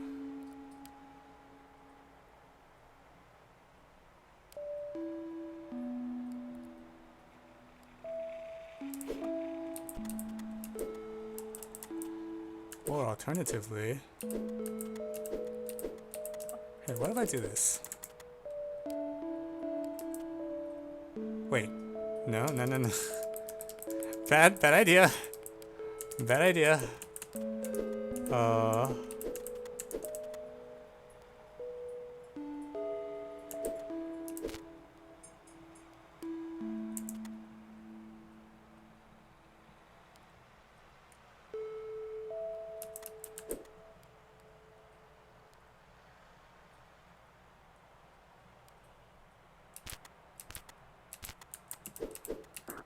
Oops. Stab it from the bottom. Okay.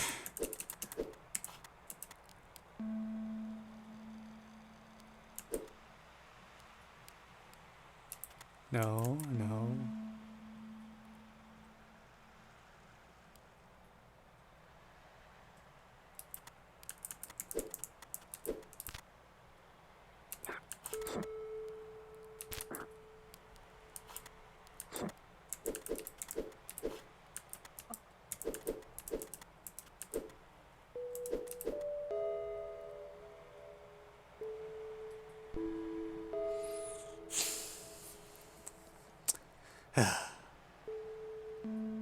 Pull the other sausage out now. That is smart. Maybe that will work.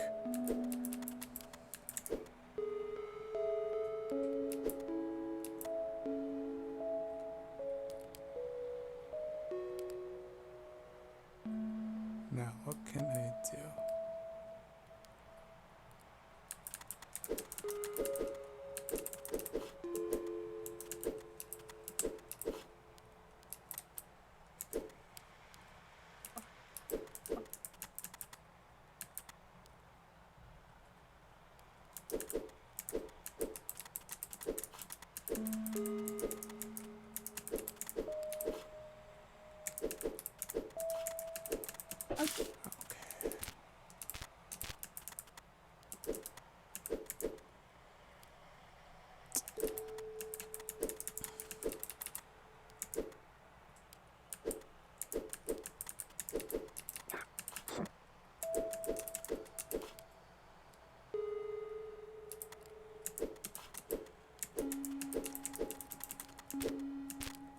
Okay, and then...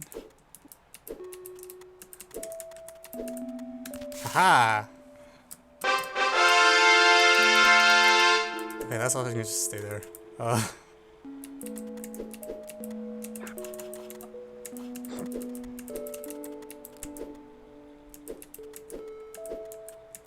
Shoot. Ah!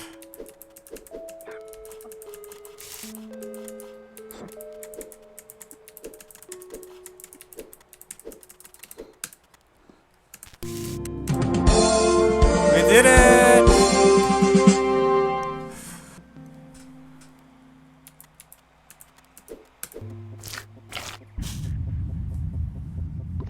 And that is Stefan's sausage roll, with only one-dimensional sausages.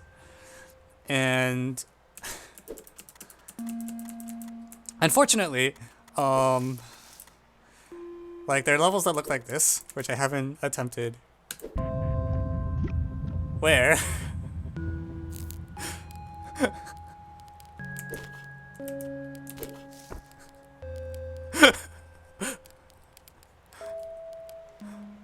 Yes.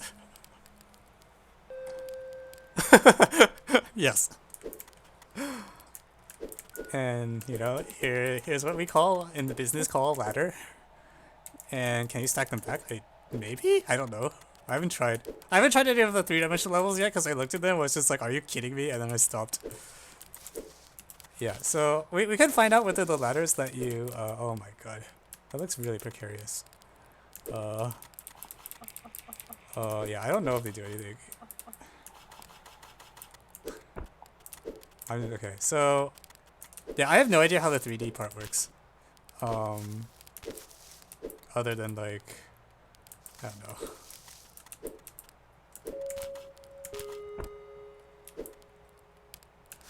I'm curious whether you can roll sausage up a ladder. That's the first thing I want to know. So let's figure out if that's true.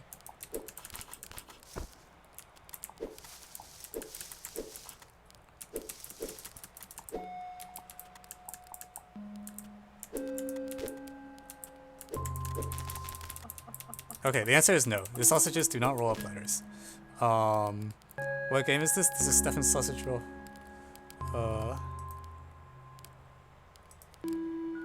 Let me... Stefan sausage roll.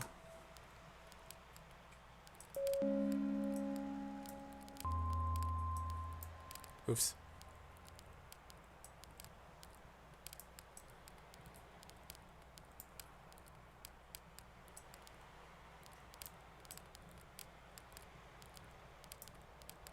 Oh, it's better down here. It's fine. Okay, so we're not doing this level because, well, we can try. But I just need to plan a little bit better ahead. Because if the... Wait, so...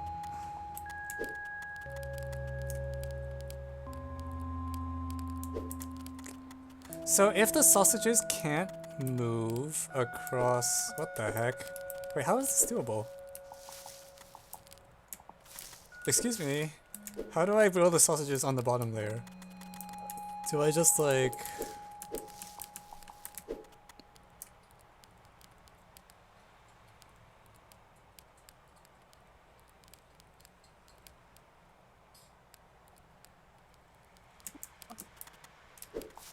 Yeah, I don't know how the stacking works. The ladder scares the heck out of me.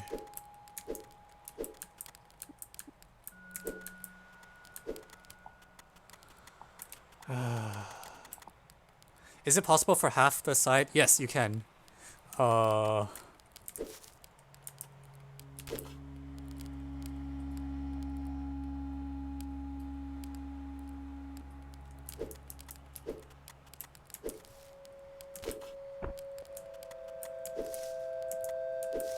So I want to. Oh, holy shit! That's not what I meant to do. What happens if I keep pushing? Out of curiosity. Jeez, giant stacks of sausage.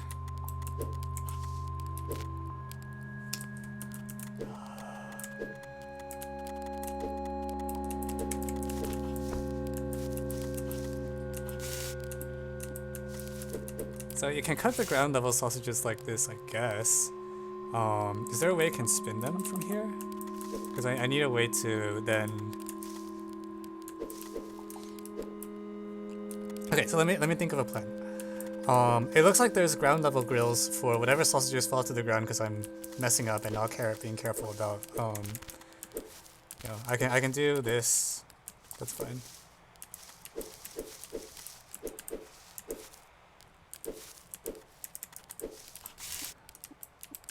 So you can grill half of the sausages on the ground like that. My question is, how do I get to grill the other parts? And I think the answer is that if I have a sausage that's... the sausages roll each other, right? Oh, never mind, that's how you do it. Ah, that.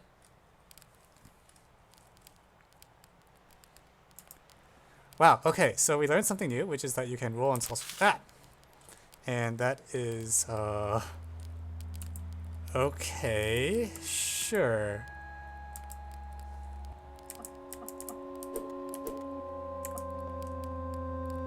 So if I...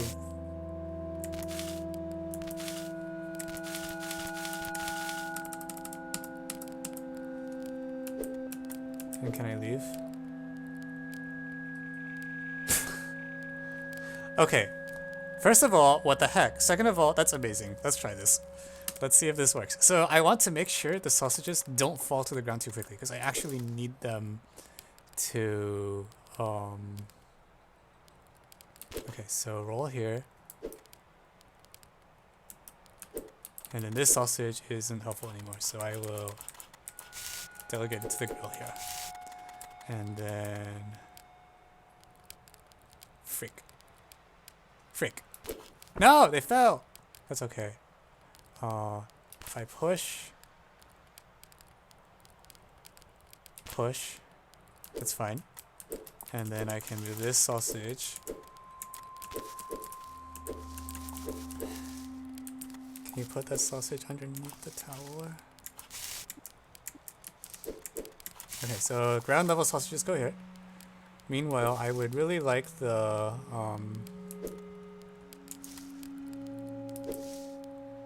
I can only have 4 ground level sausages. Everything else needs to be cooked on the second floor. So, how do I, oops. Wait, can I even get the...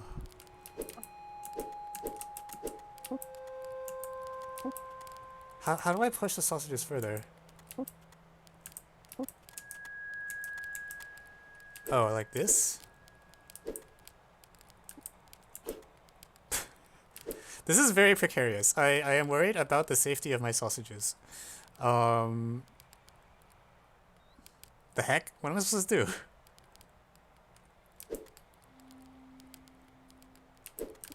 Wait, I might have messed up at the beginning, actually. Ah,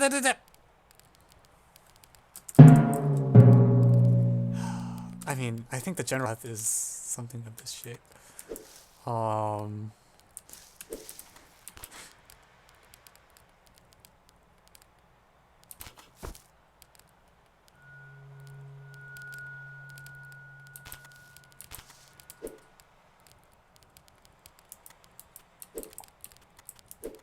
So I want to distribute these into 2 stacks of 2, is that right?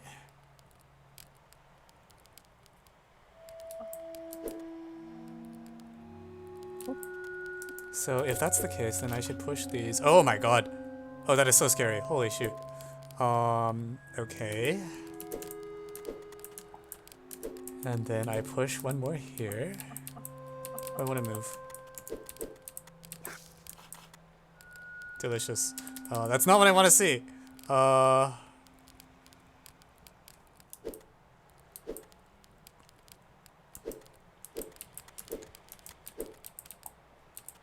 Yeah, I think I know the outline of what's supposed to go down, but I can't see the details.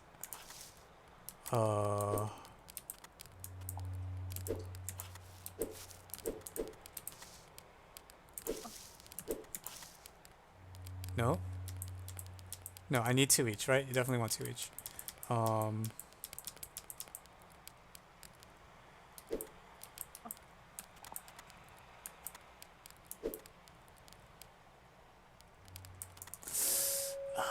First push the bottom to let you get up. I'm not...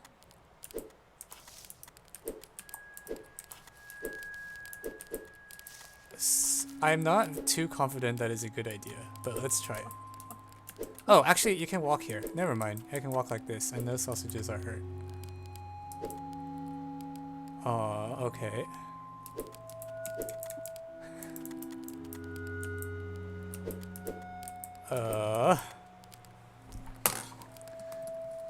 Great. What do I do next?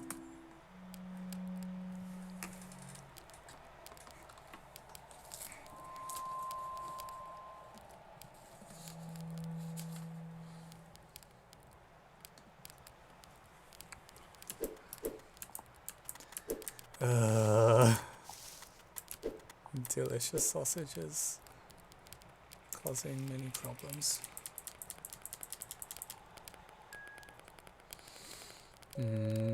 Okay.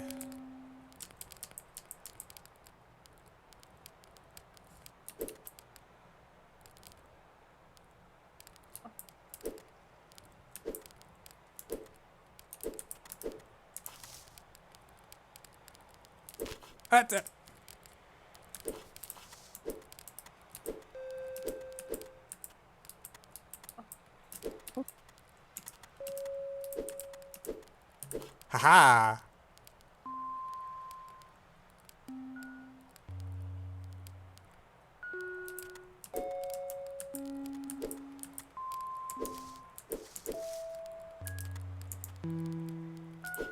Ah!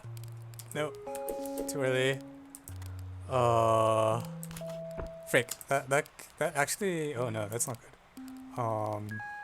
Okay, so maybe I didn't want to... Okay, the sausages roll with each other, so I actually don't want to do that, and I want to just, like... do that. And maybe that. And maybe that. And then walk on this sausage. And try to... I think I'm dead. I don't think I can get where I need to go. Maybe?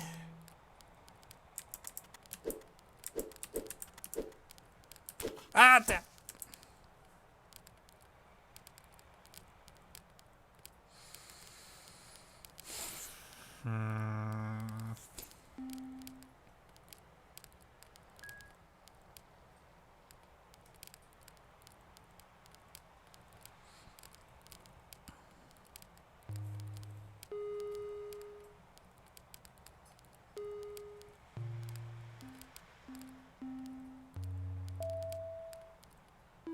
Like, how do I get sausages onto the upper section? Is my question. Yeah. The great tower of... We got some sausages on the upper section a moment ago though, right? If I just like... do it naively...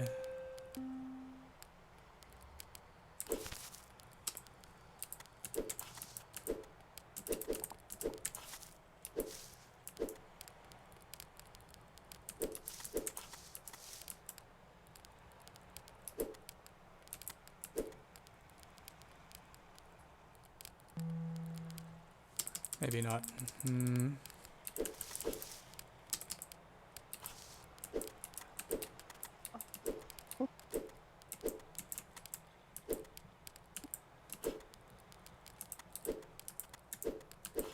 That.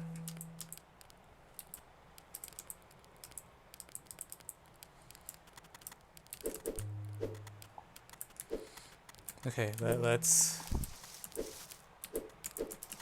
put some sausages on the bottom, shall we? Okay.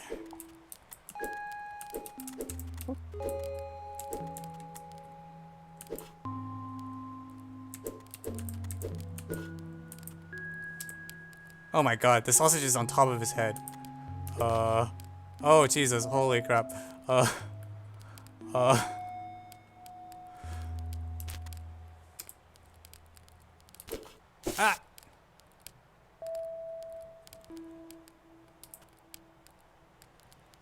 I mean, I guess that works? Also, what the heck is this? No, no. Stop. Oh no, oh Jesus.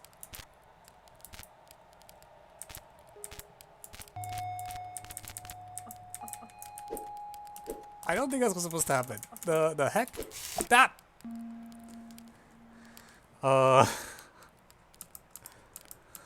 So that happened. Why? The world may never know. But that happened. So now what do? I have this I have a sausage on my head. How do I get rid of it? Can I drop the sausage?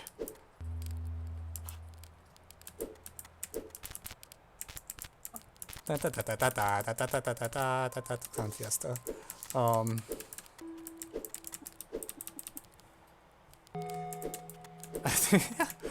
I don't see how to get a sausage off this guy's head.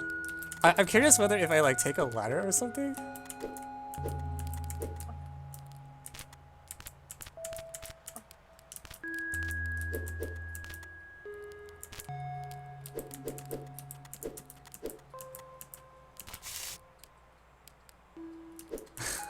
I probably lost.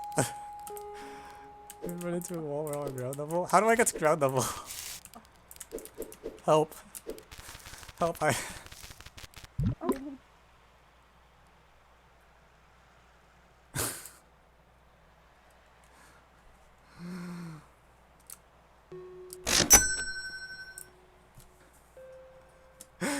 You got it off, I agree.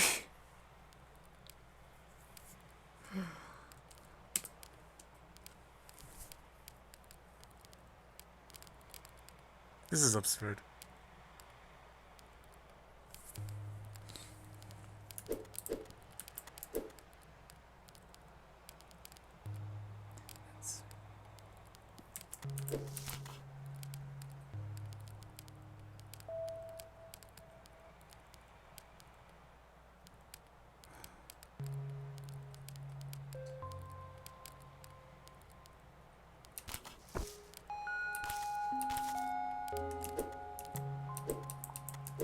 Can you carry stacks on your head? Do I want to know?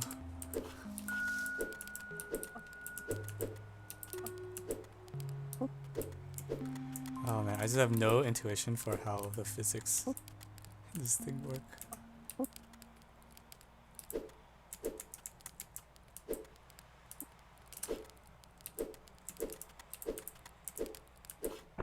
Oops.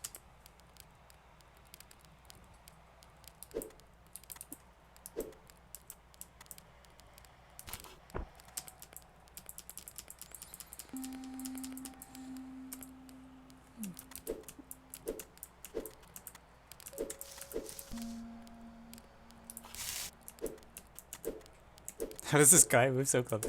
Yeah, I think that's what makes the game comedic, because this guy is so clumsy.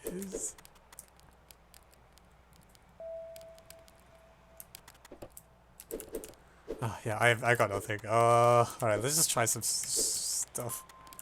Like rolling the... Oh, no, that makes the sausages fall. So I need to push them...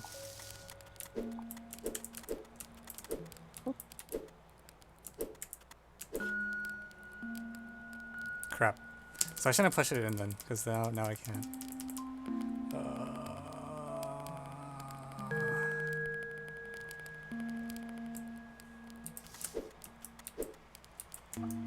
Because I want to walk on this sausage and use it to push. Push.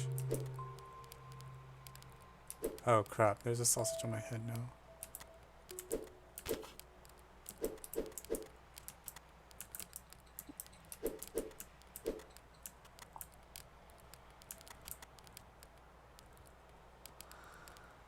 Well, a sausage on head. That happened. Is there a way I can get rid of this thing?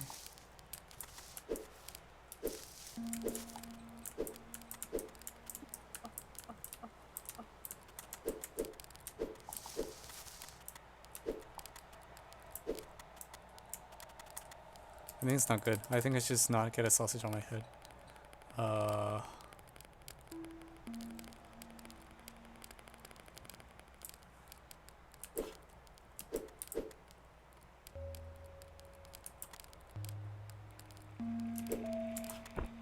Frick.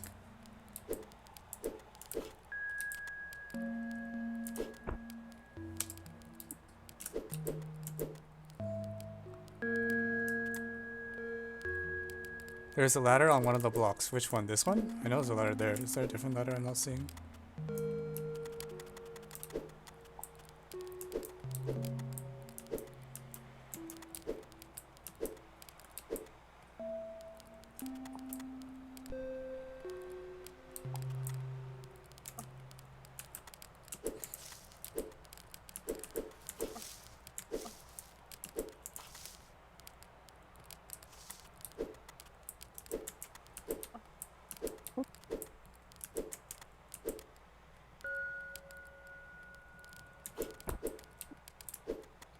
Damn it. So what am I trying to do here? I want to get...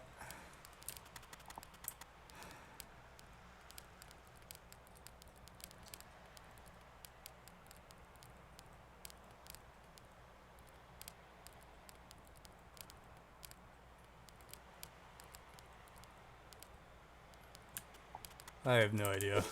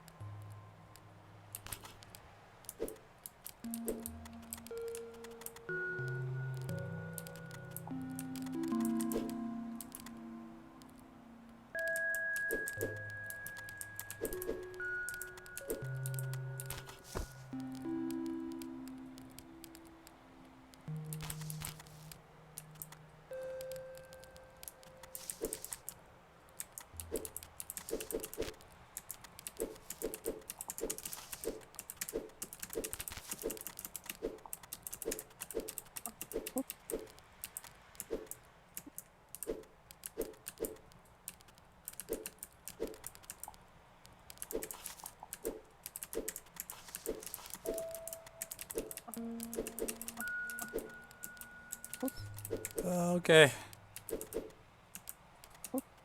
I feel like I'm just trying the same thing that I tried last time. That's not good, right? I want to do something different. What can I do?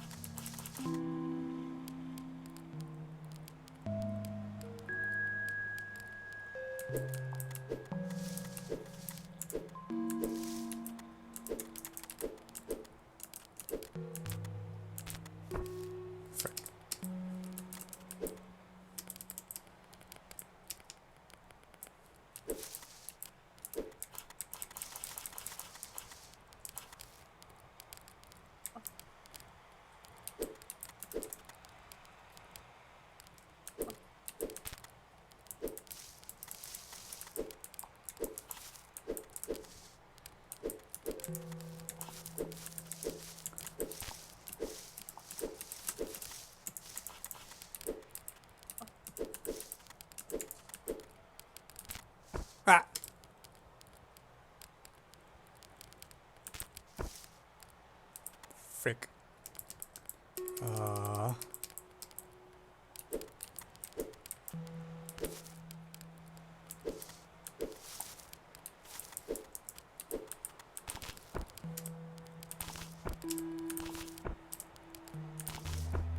The heck? Why did that happen? Ah!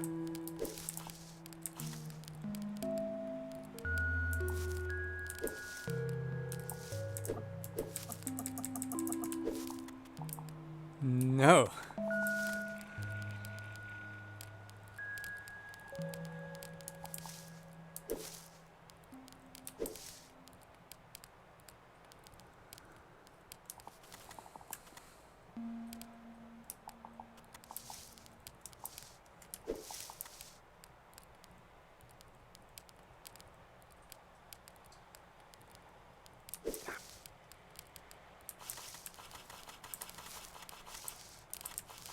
Great, now I stabbed the sausage. Great, now I have a sausage on my head. Oh, wait. Hey, you can leave sausages on your head like this. Okay, that's interesting.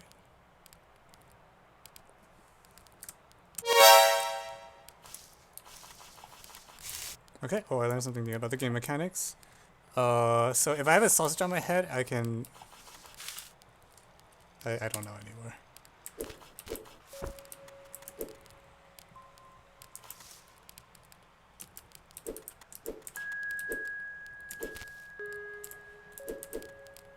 Only a perpendicular sausage, sure. Oh, I see. So if I have a horizontal sausage on my head,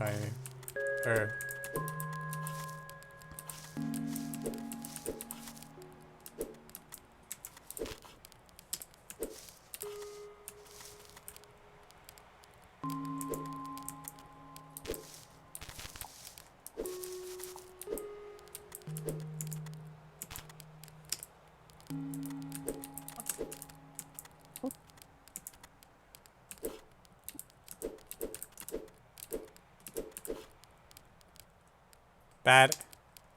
We tried this before, it didn't work. Oh my freaking, what the? What just happened? Okay, some sausages appear to have moved. Great.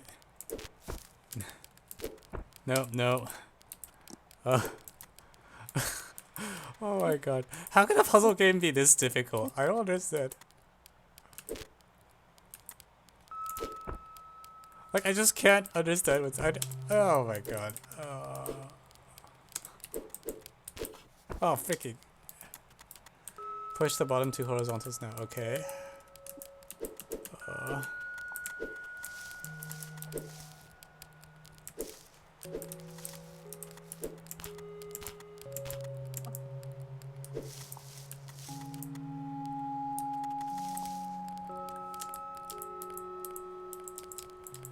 Where is my hat? I lost the hat.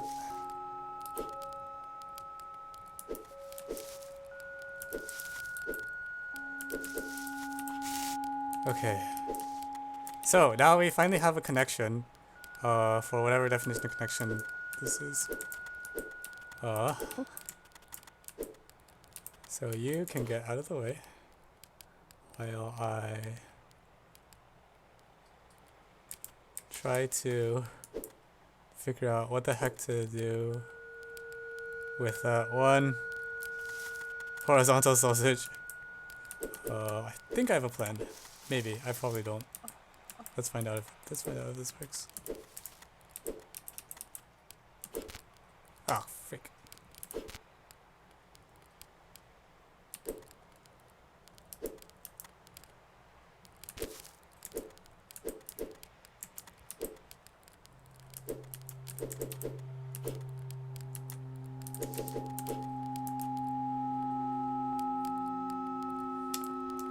Actually,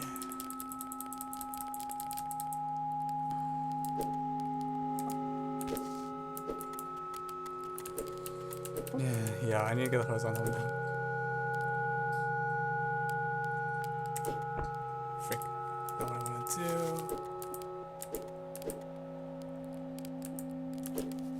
Frick, also not what I want to do.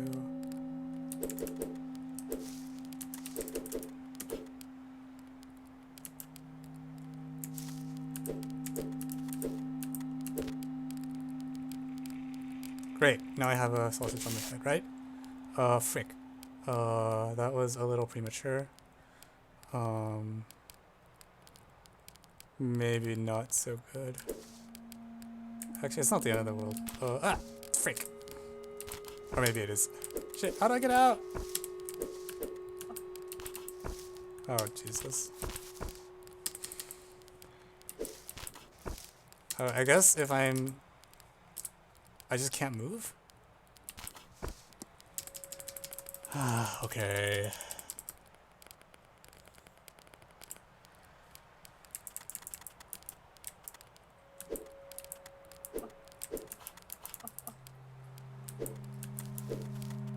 How do we get the horizontal one down the first time?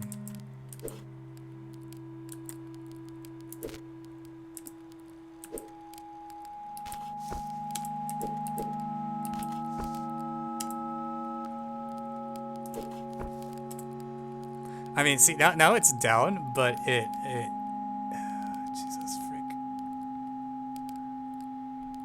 But now the problem is I'm standing on a sausage, so the sausage rolls and then I die.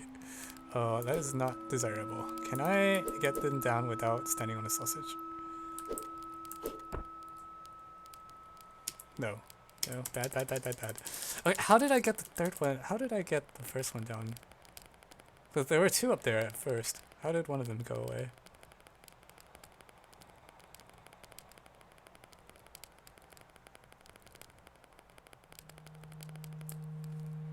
Oh shit, so I undid everything and now I have no idea how I did it. Okay, it was a move like this. No. No. What did I do? No.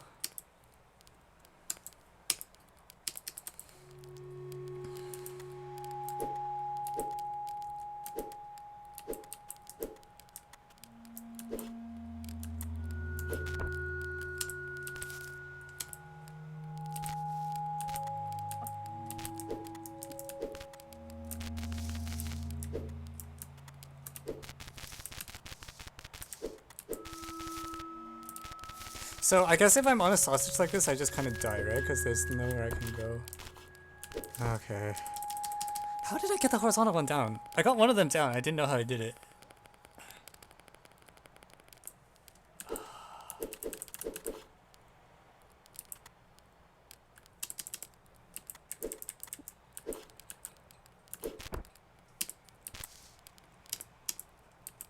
Oh, crap.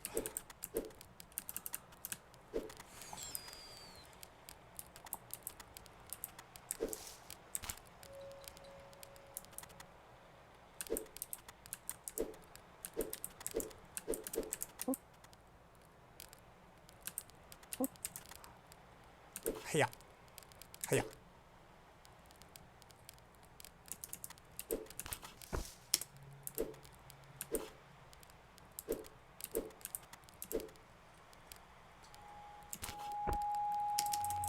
Okay, so now I can't get either of them down because I pressed undo too many times. That's not fun. Can I rotate the camera? I feel like I can't see the sausages. Oh, well, that was not what I meant to do.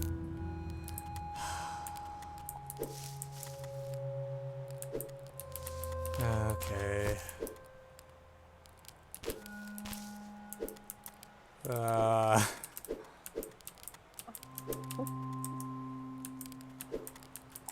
We definitely established we want to...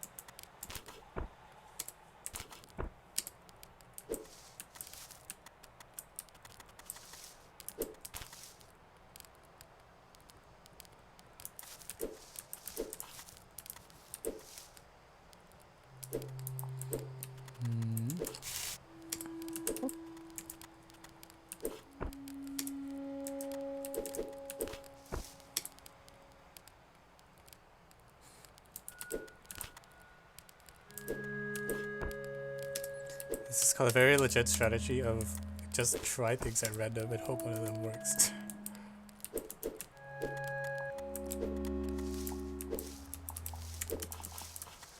Okay, well, I can be there to catch that sausage when it falls down, I think. Okay. So...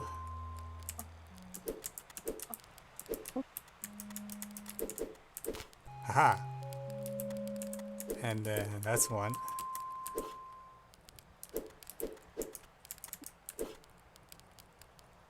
Those two.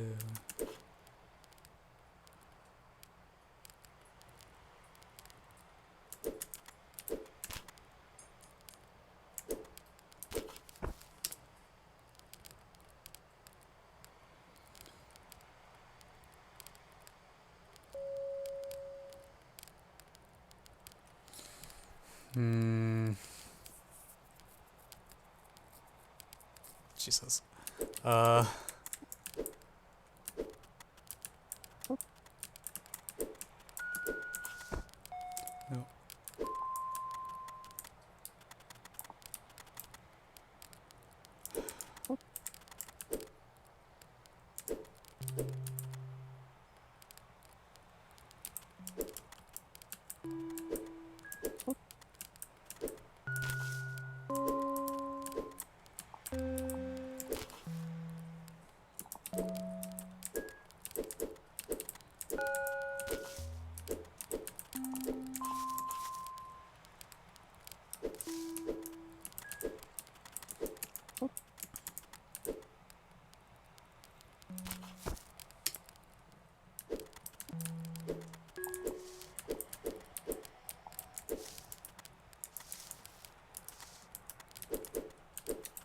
Okay, this is not good.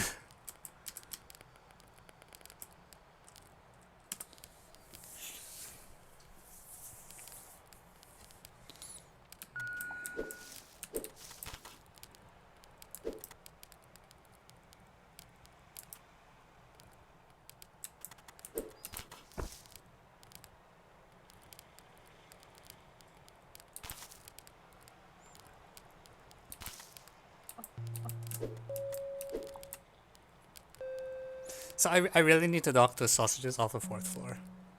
And I don't see how to do it.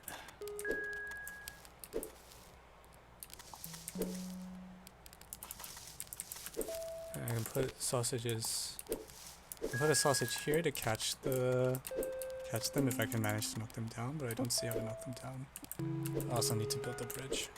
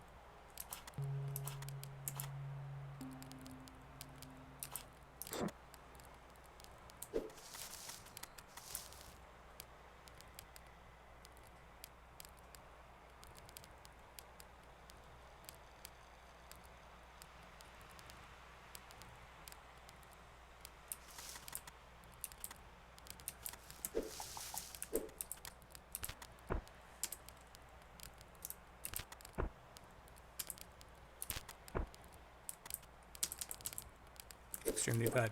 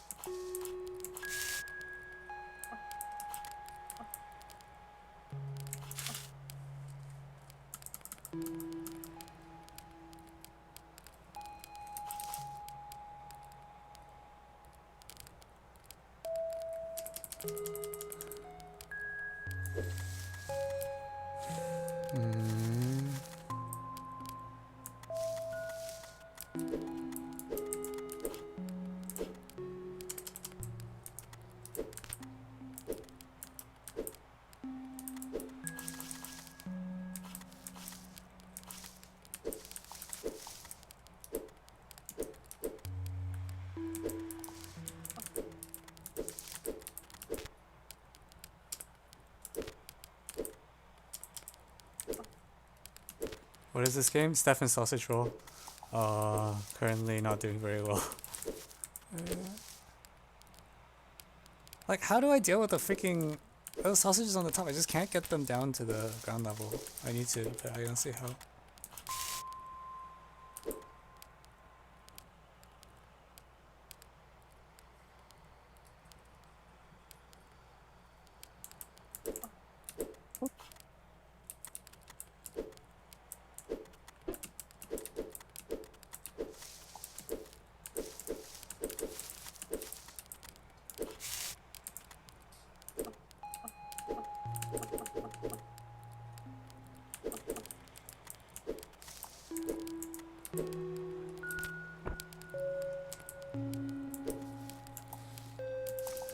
How does physics work? I have no idea.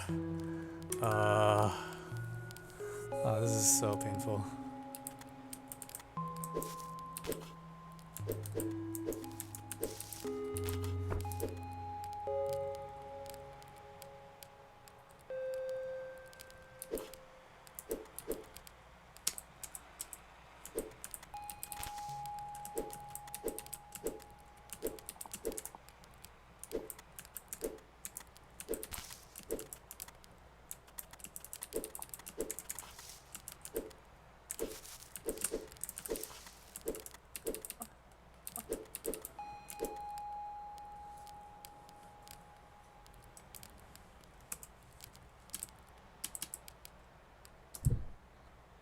How do I... Where's the options button?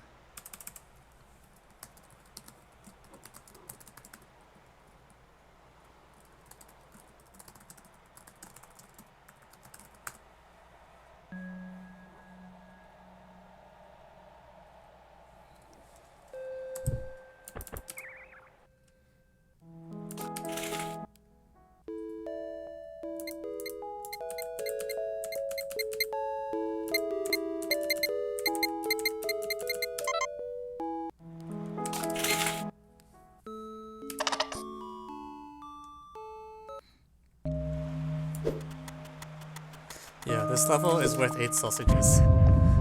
Ugh. It's like... Okay, so...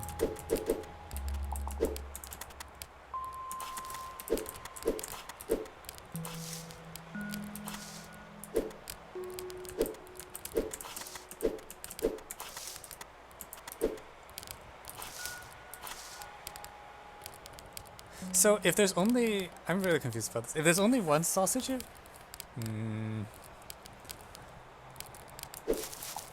Still don't get the physics.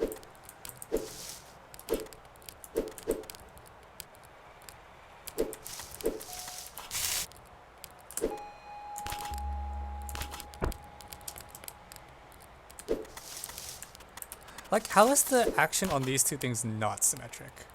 Like, one of them rolled twice and the other rolled once. Like, why? How is that possible?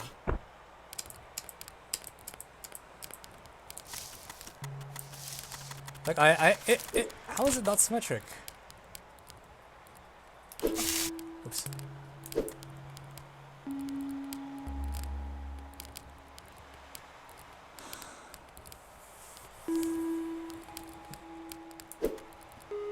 No, I'm not talking about top. I'm talking about the left and right. Like, on the second floor, when I push this, one of them moves twice and the other moves once.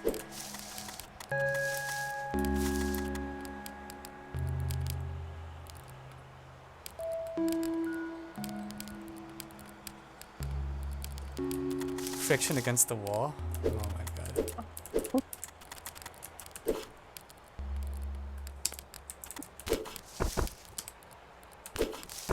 Oh, wait. I got them all to fall. If I do that, they all fall. Okay. Okay. We have maybe a plan. Maybe. We just need to set something up to catch them as they fall.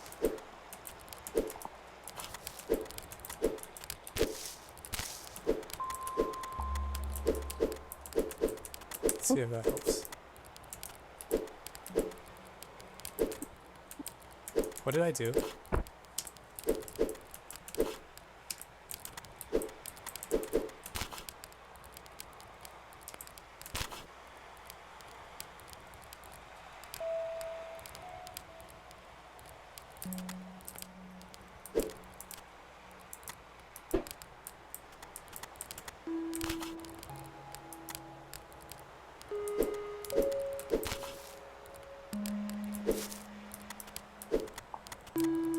Okay, well here we are, in some situation of some sort. How we got here, the world may never know. Like, okay.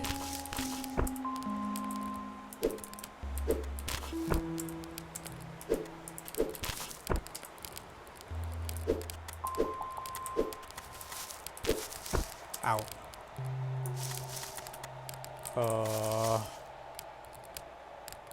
What is going on? Hello? Help? The heck? I don't know what's going on anymore. Trial and error. Best strategy.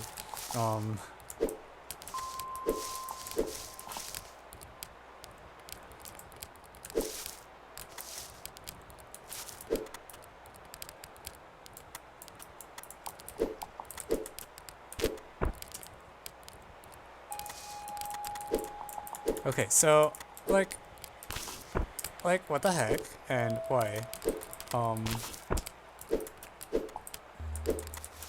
Is it just like perpendicular sausages and non-perpendicular sausages behave completely differently or something?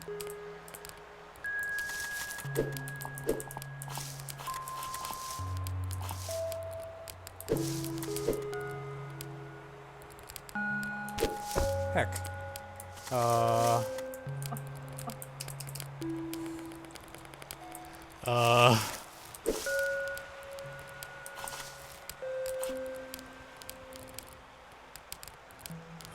Okay, okay. Very cool. No, that's not. No. Okay, so I can get a perpendicular sausage. I guess that's what I learned today. That's fine. So we are going to stand here and see if that gives a parallel sausage. That's an example of how to lose. So we are going to try to be slightly smarter and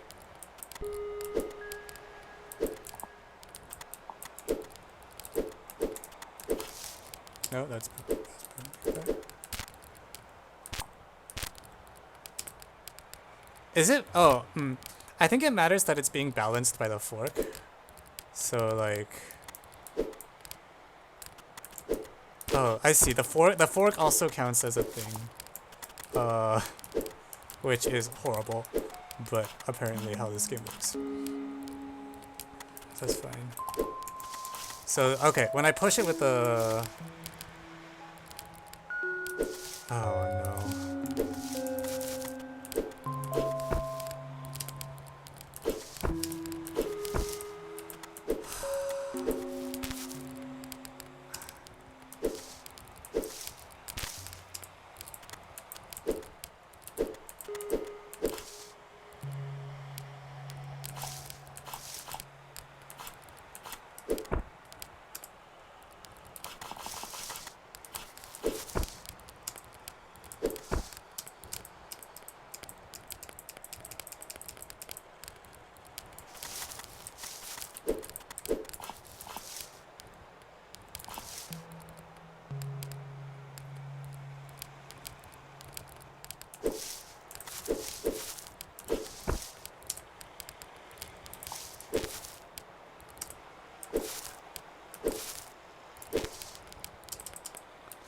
So it's like, I do that? No. How did I get the fork on my... Haha.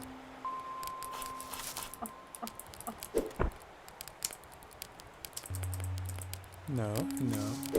Sorry, again.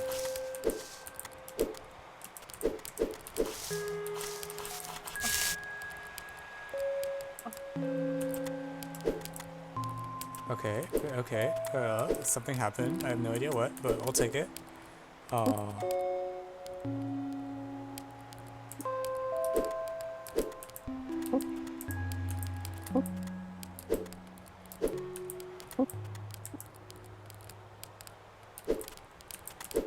What is happening? What is this game?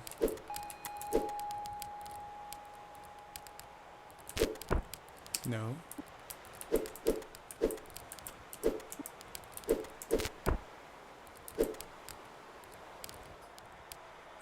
Okay.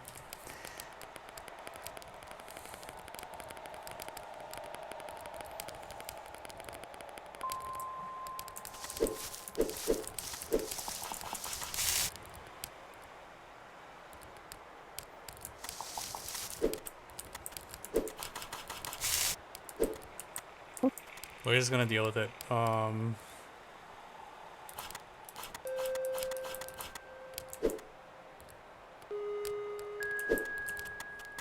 At least they're all like sort of in the right place right now. It's not quite as bad as it was a moment ago, where literally nothing was working.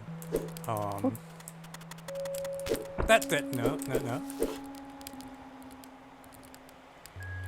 Okay, be a good sausage. Come here, come here, come here.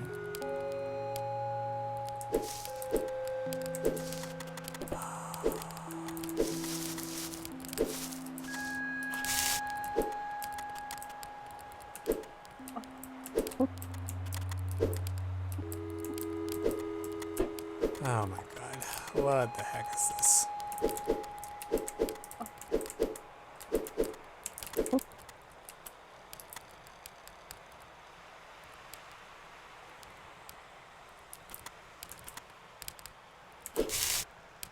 Frick!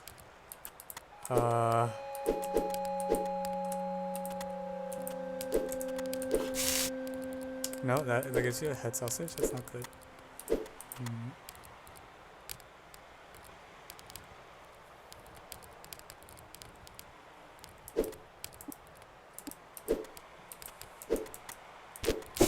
Frick.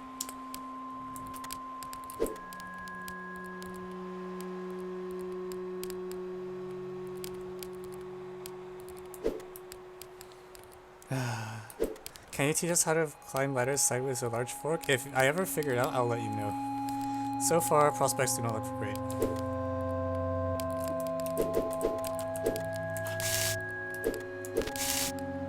Frick. You don't want to grill that.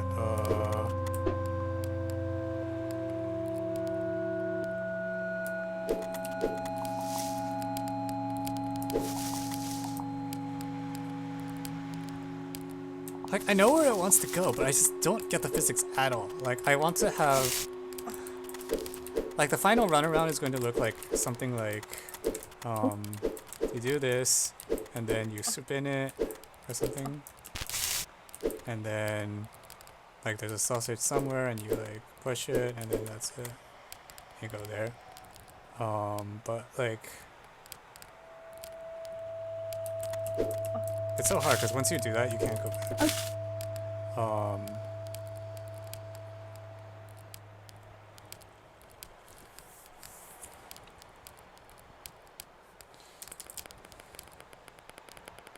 Listen, I know what the final thing I want is, but I can't get this. Okay, let's try again. Like, basically, I want to have... Jesus. I need the horizontal sausages stacked on the horizontal sausages, and similarly for the vertical ones.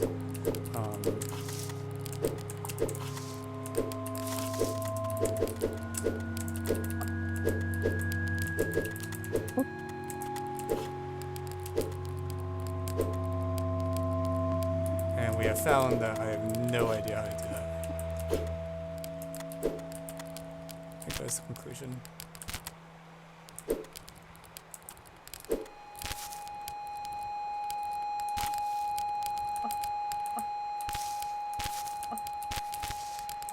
Great, now I'm stuck. I'm trapped on a sausage, which is not the greatest place to be.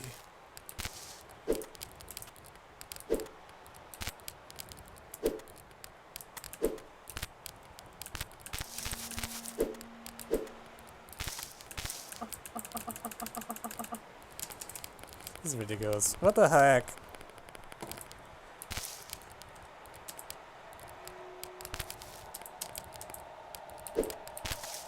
How did I get here to begin with?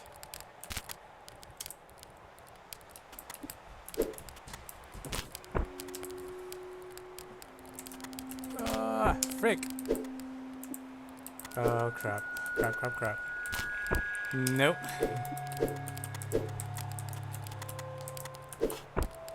Okay, so I made a mistake at some point already.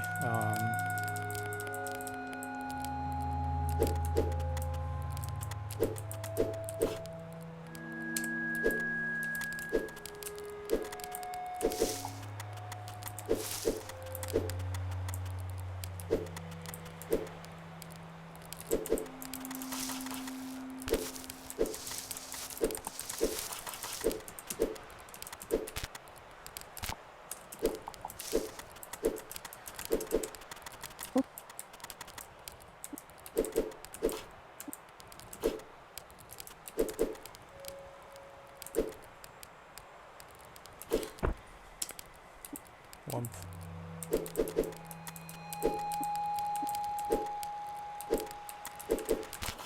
Ah!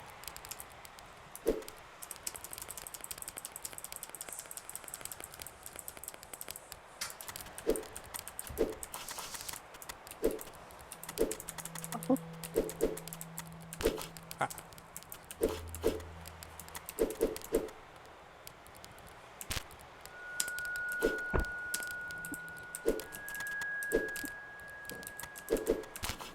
Womp. Ah, god damn it. God.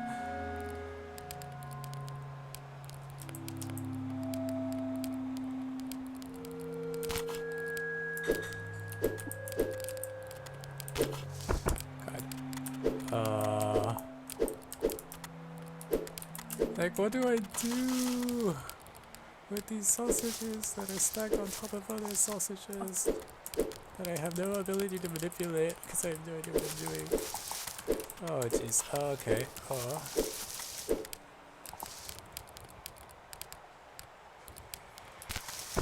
Ow. That's not good.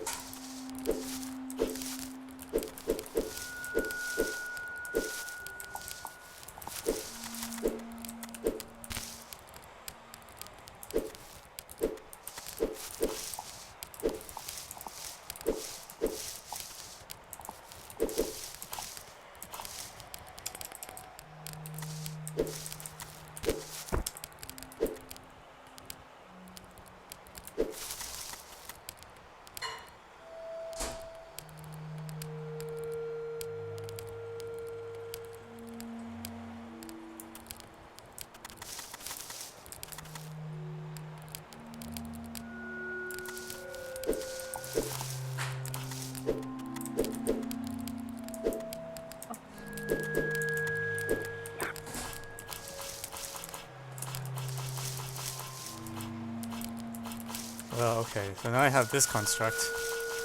Maybe this will let me push some...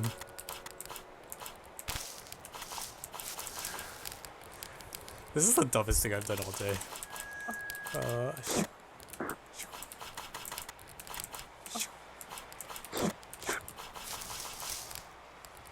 F.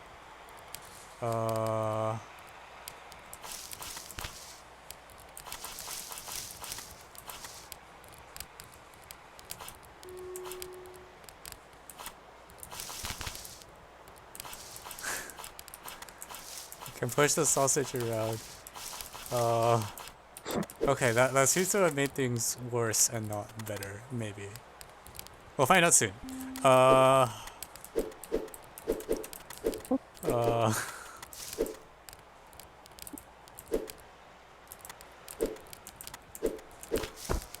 Frick.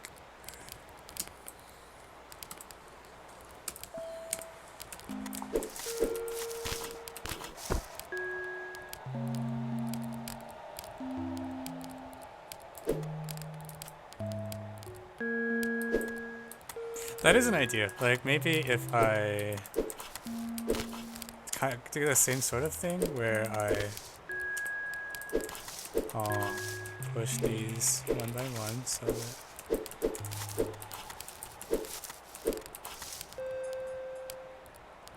push this in.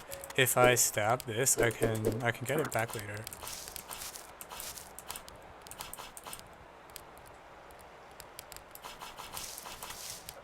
Like going like here is womp.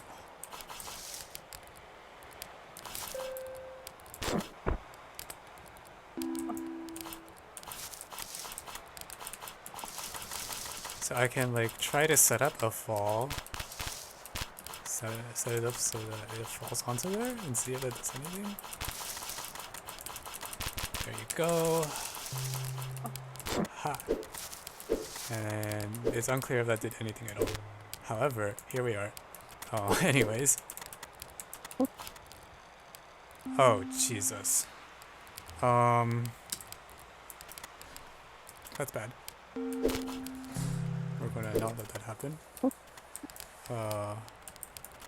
Because I do not want a sausage on my head. We've learned that from experience.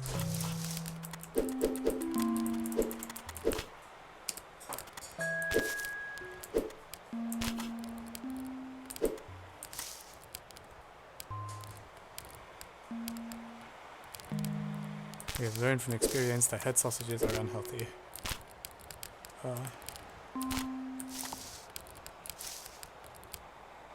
Huh. Okay. Maybe that'll do something.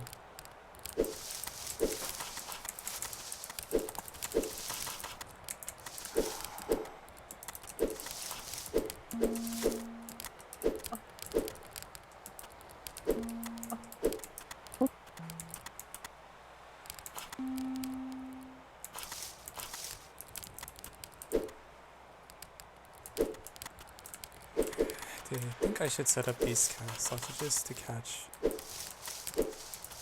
that one when it falls. Okay, what is the objective of this game? To grill sausages. So you want every... Ah! Did that work? It almost worked.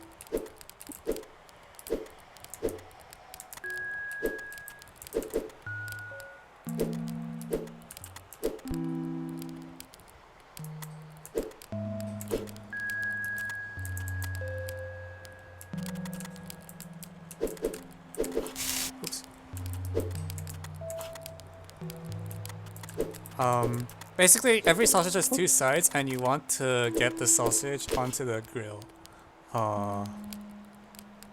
That is the TLDR.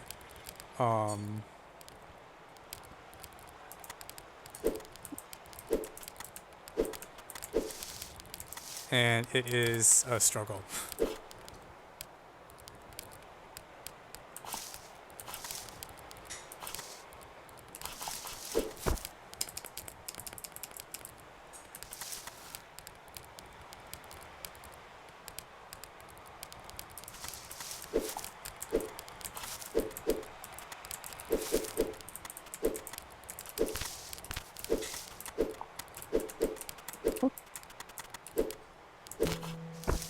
Oh, frick. Oh, it's almost there. It's almost there. I think I can almost get it. Let me set this sausage up to this leftmost sausage. Ah! I guess that kind of works.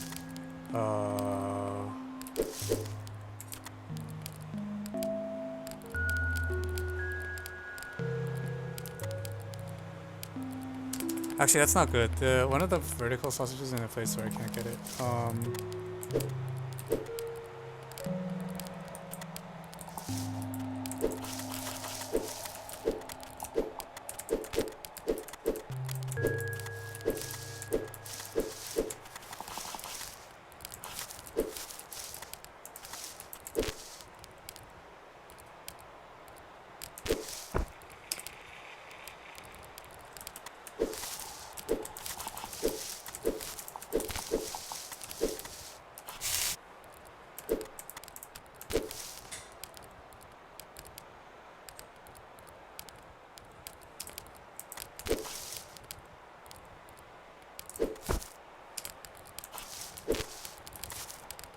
Dang it.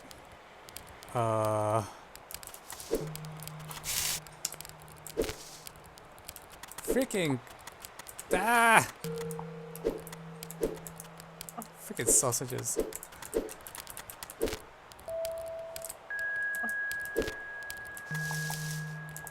I'm not smart enough for a game like this.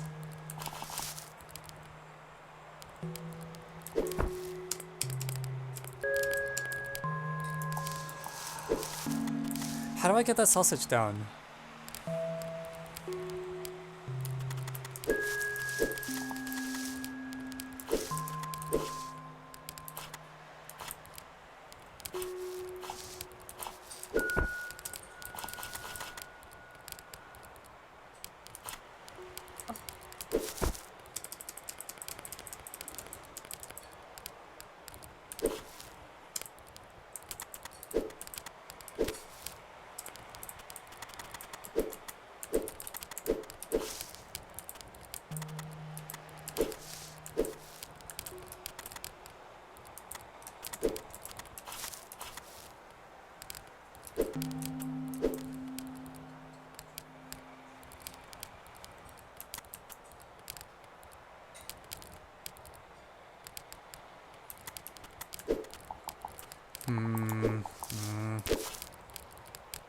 Crap.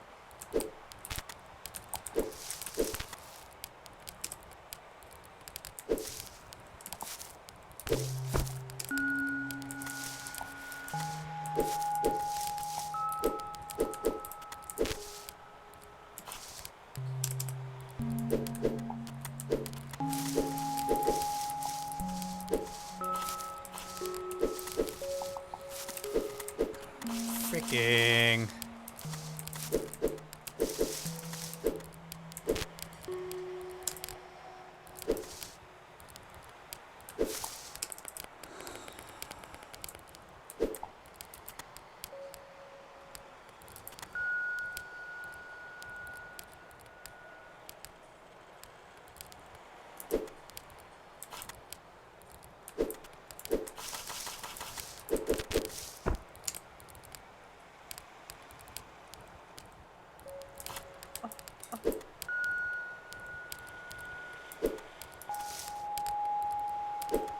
Okay, well I have a sausage on the head again. We think we concluded that this means I lose, right? If I get a sausage on my head.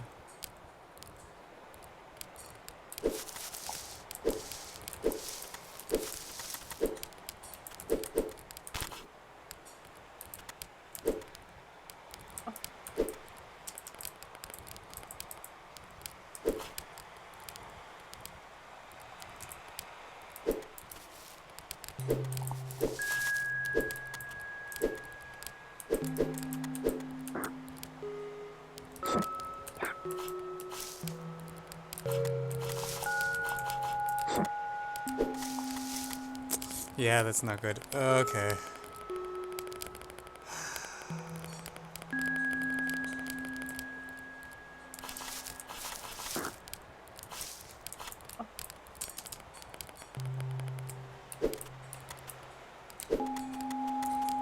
I hate life. Freaking.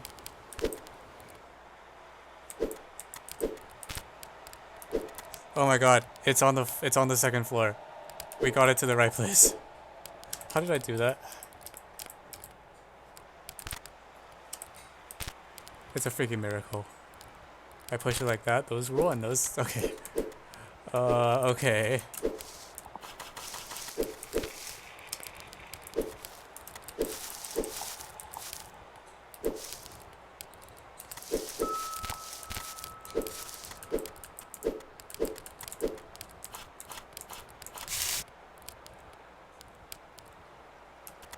Okay.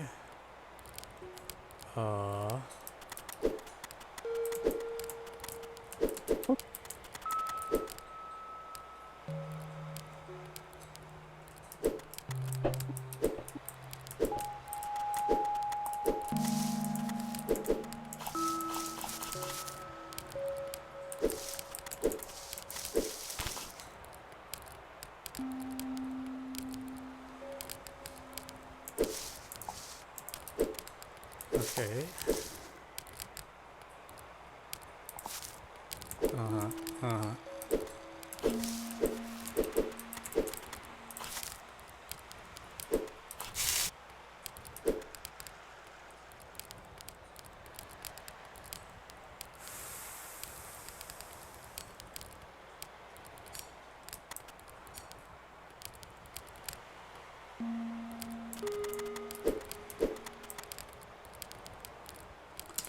I'm not sure that's correct.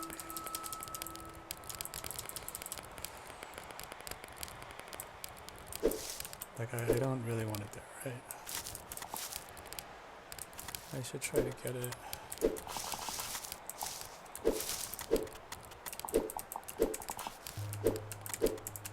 Okay. Ah, no.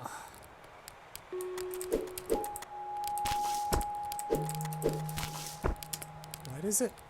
Oh. What the heck? Wait, how did I roll it before?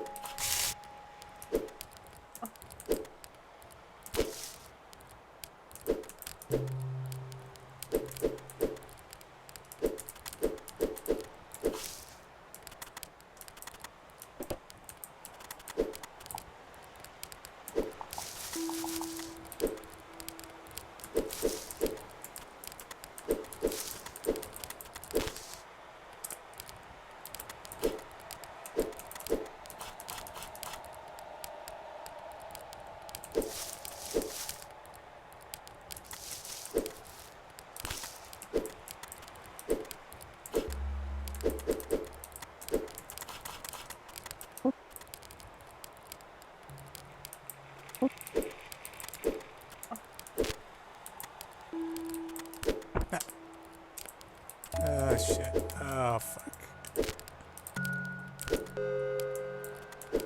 I don't know if I can push that where I want it to go.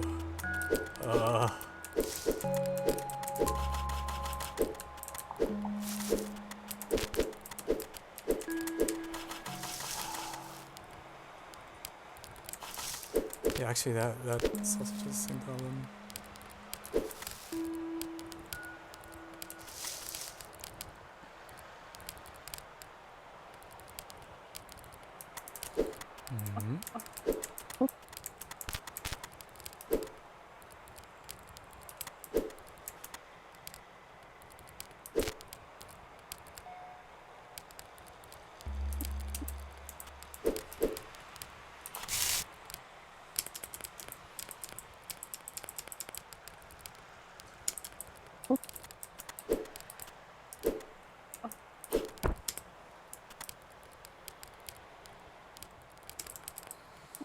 Hmm.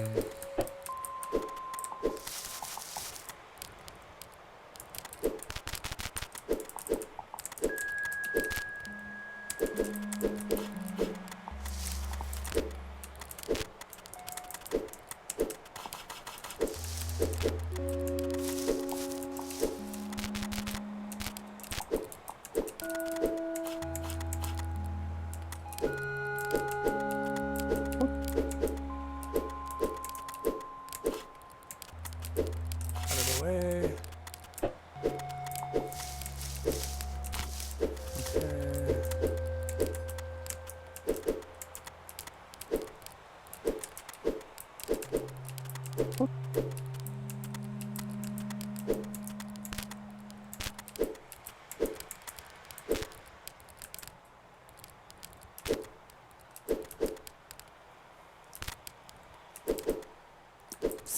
Shoot, I need to...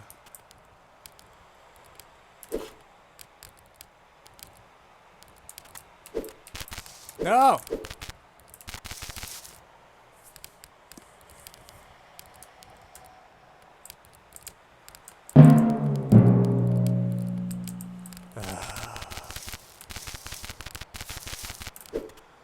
That's terrible.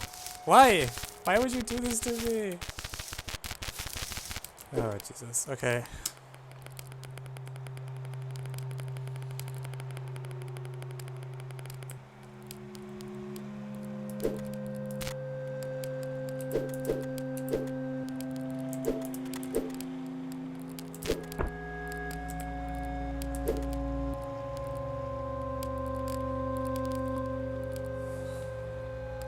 Yeah, something's off. I don't think I can get to that. Like I can't.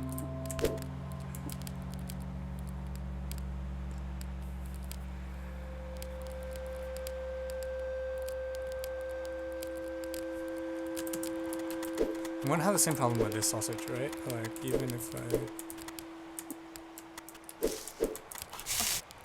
Actually, that sausage I'm gonna push all the way in.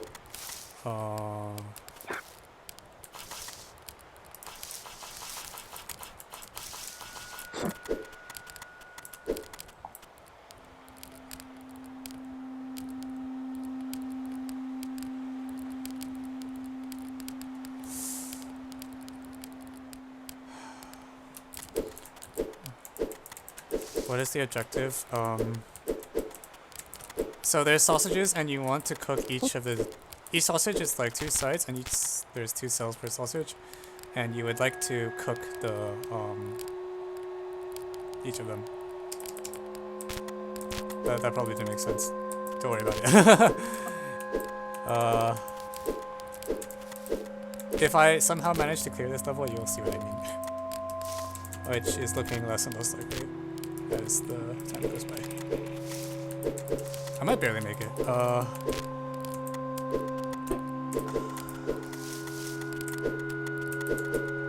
Yeah, so there's this guy with this really large fork. You can see the fork. And he's just kind of trying to cook the sausages, and he's not doing a very good job of it.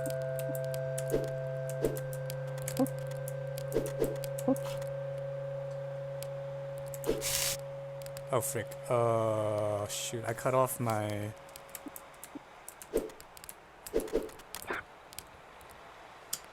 Okay, at some point I pushed that 2 cells in, and I shouldn't have. So I need to redo a lot until before that point.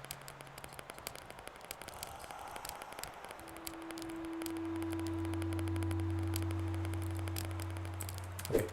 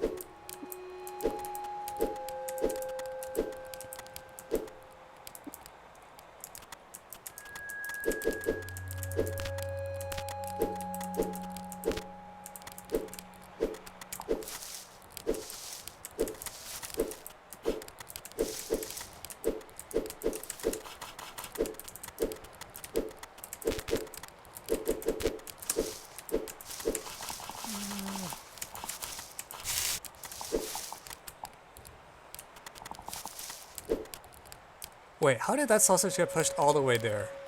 Oh shit, that's not good. I can't reach it. Okay. Frick.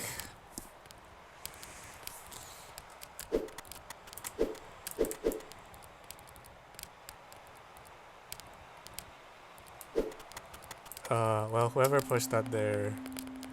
Oh no, that's consulting bar. Okay, undo everything. Oh, that's gonna take a long time to undo. Okay, cool. Actually, it'll take. That's not as long as I thought it would.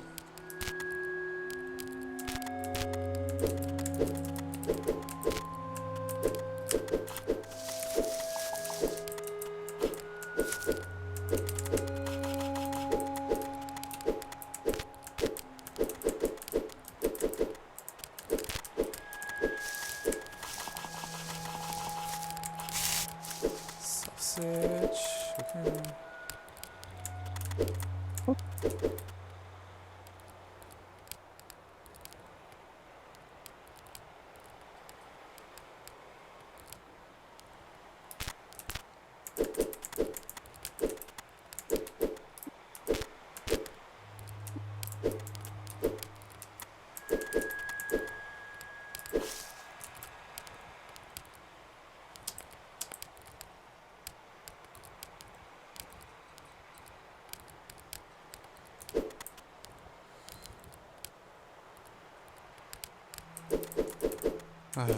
This is so bad.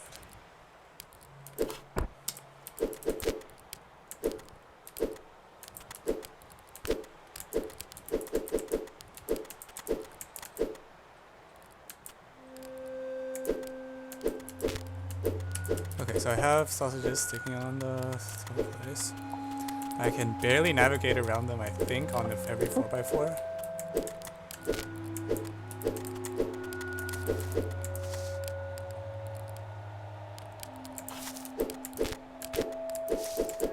Okay, and then so now if I push that there.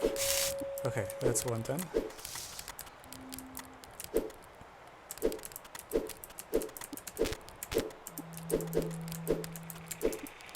Okay, let's push that there. Okay.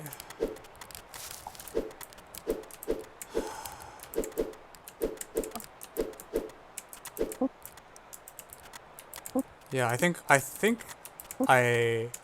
I'm almost ready to claim this off. I'm not confident in part because this game is hard and I'm getting confused all the time. But I'm almost ready to claim this off, I think. Okay, you can go out of the way so that I can push this guy in. And now when I do that, and I roll this way, it's going the right way.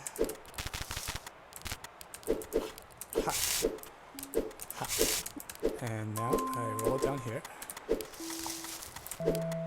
Okay. Roll this guy until it's here.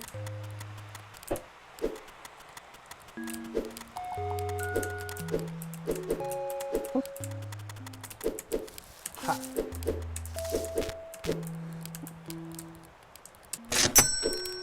Okay. So, I think that should be the initial setup. We now have that. And now...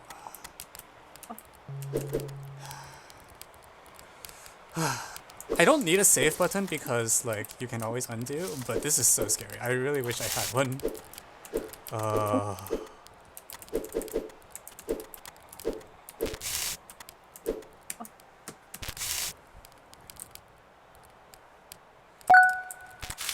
No. Okay.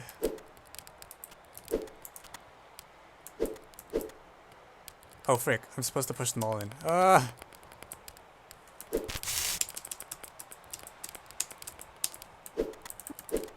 Okay, so now we notch these all in.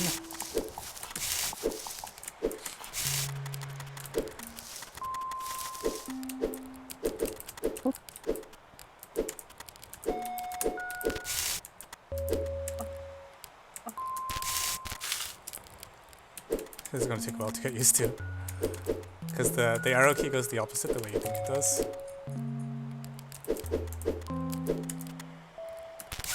Oops. Ah, no.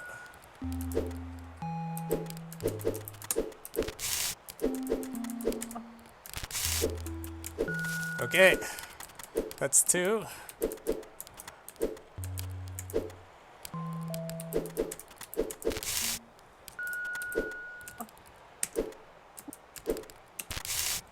That's 3.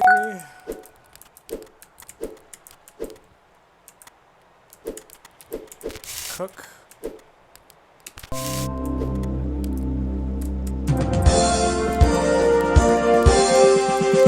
Oh, we did it! Oh my god. Alright.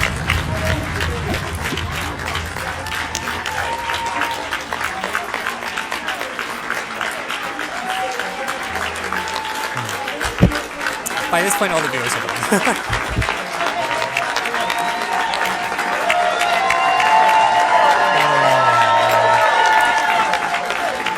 Thanks to everyone who stuck around the whole time. We cooked the sausages. Alright. We made it. Oh my god. 24-hour stream when? God, I hope that never comes to that. Oh my god. This was supposed to be a short 1-hour stream where I present the solutions and then that would be it. But then we played stuff in Sausage Roll and now here we are. Oh my goodness. We're done. We're done. We're done. We're done. We're done.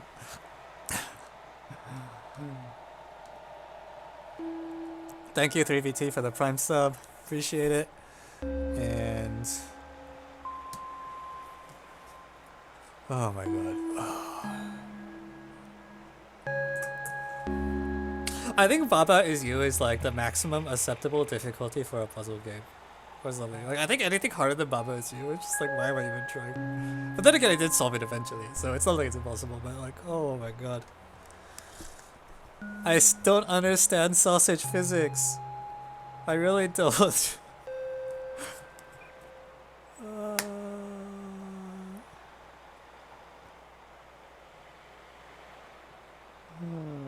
Alright, we made it. Thanks to everyone who stuck around the whole time. Hope you found that entertaining. Regular stream this Friday. We'll be back to doing math problems, which will, you know, Jadon will probably finally get his problem on, and he'll probably eat up the whole stream. That's just the way things work. Alright, whatever. Yeah. Yeah. Okay.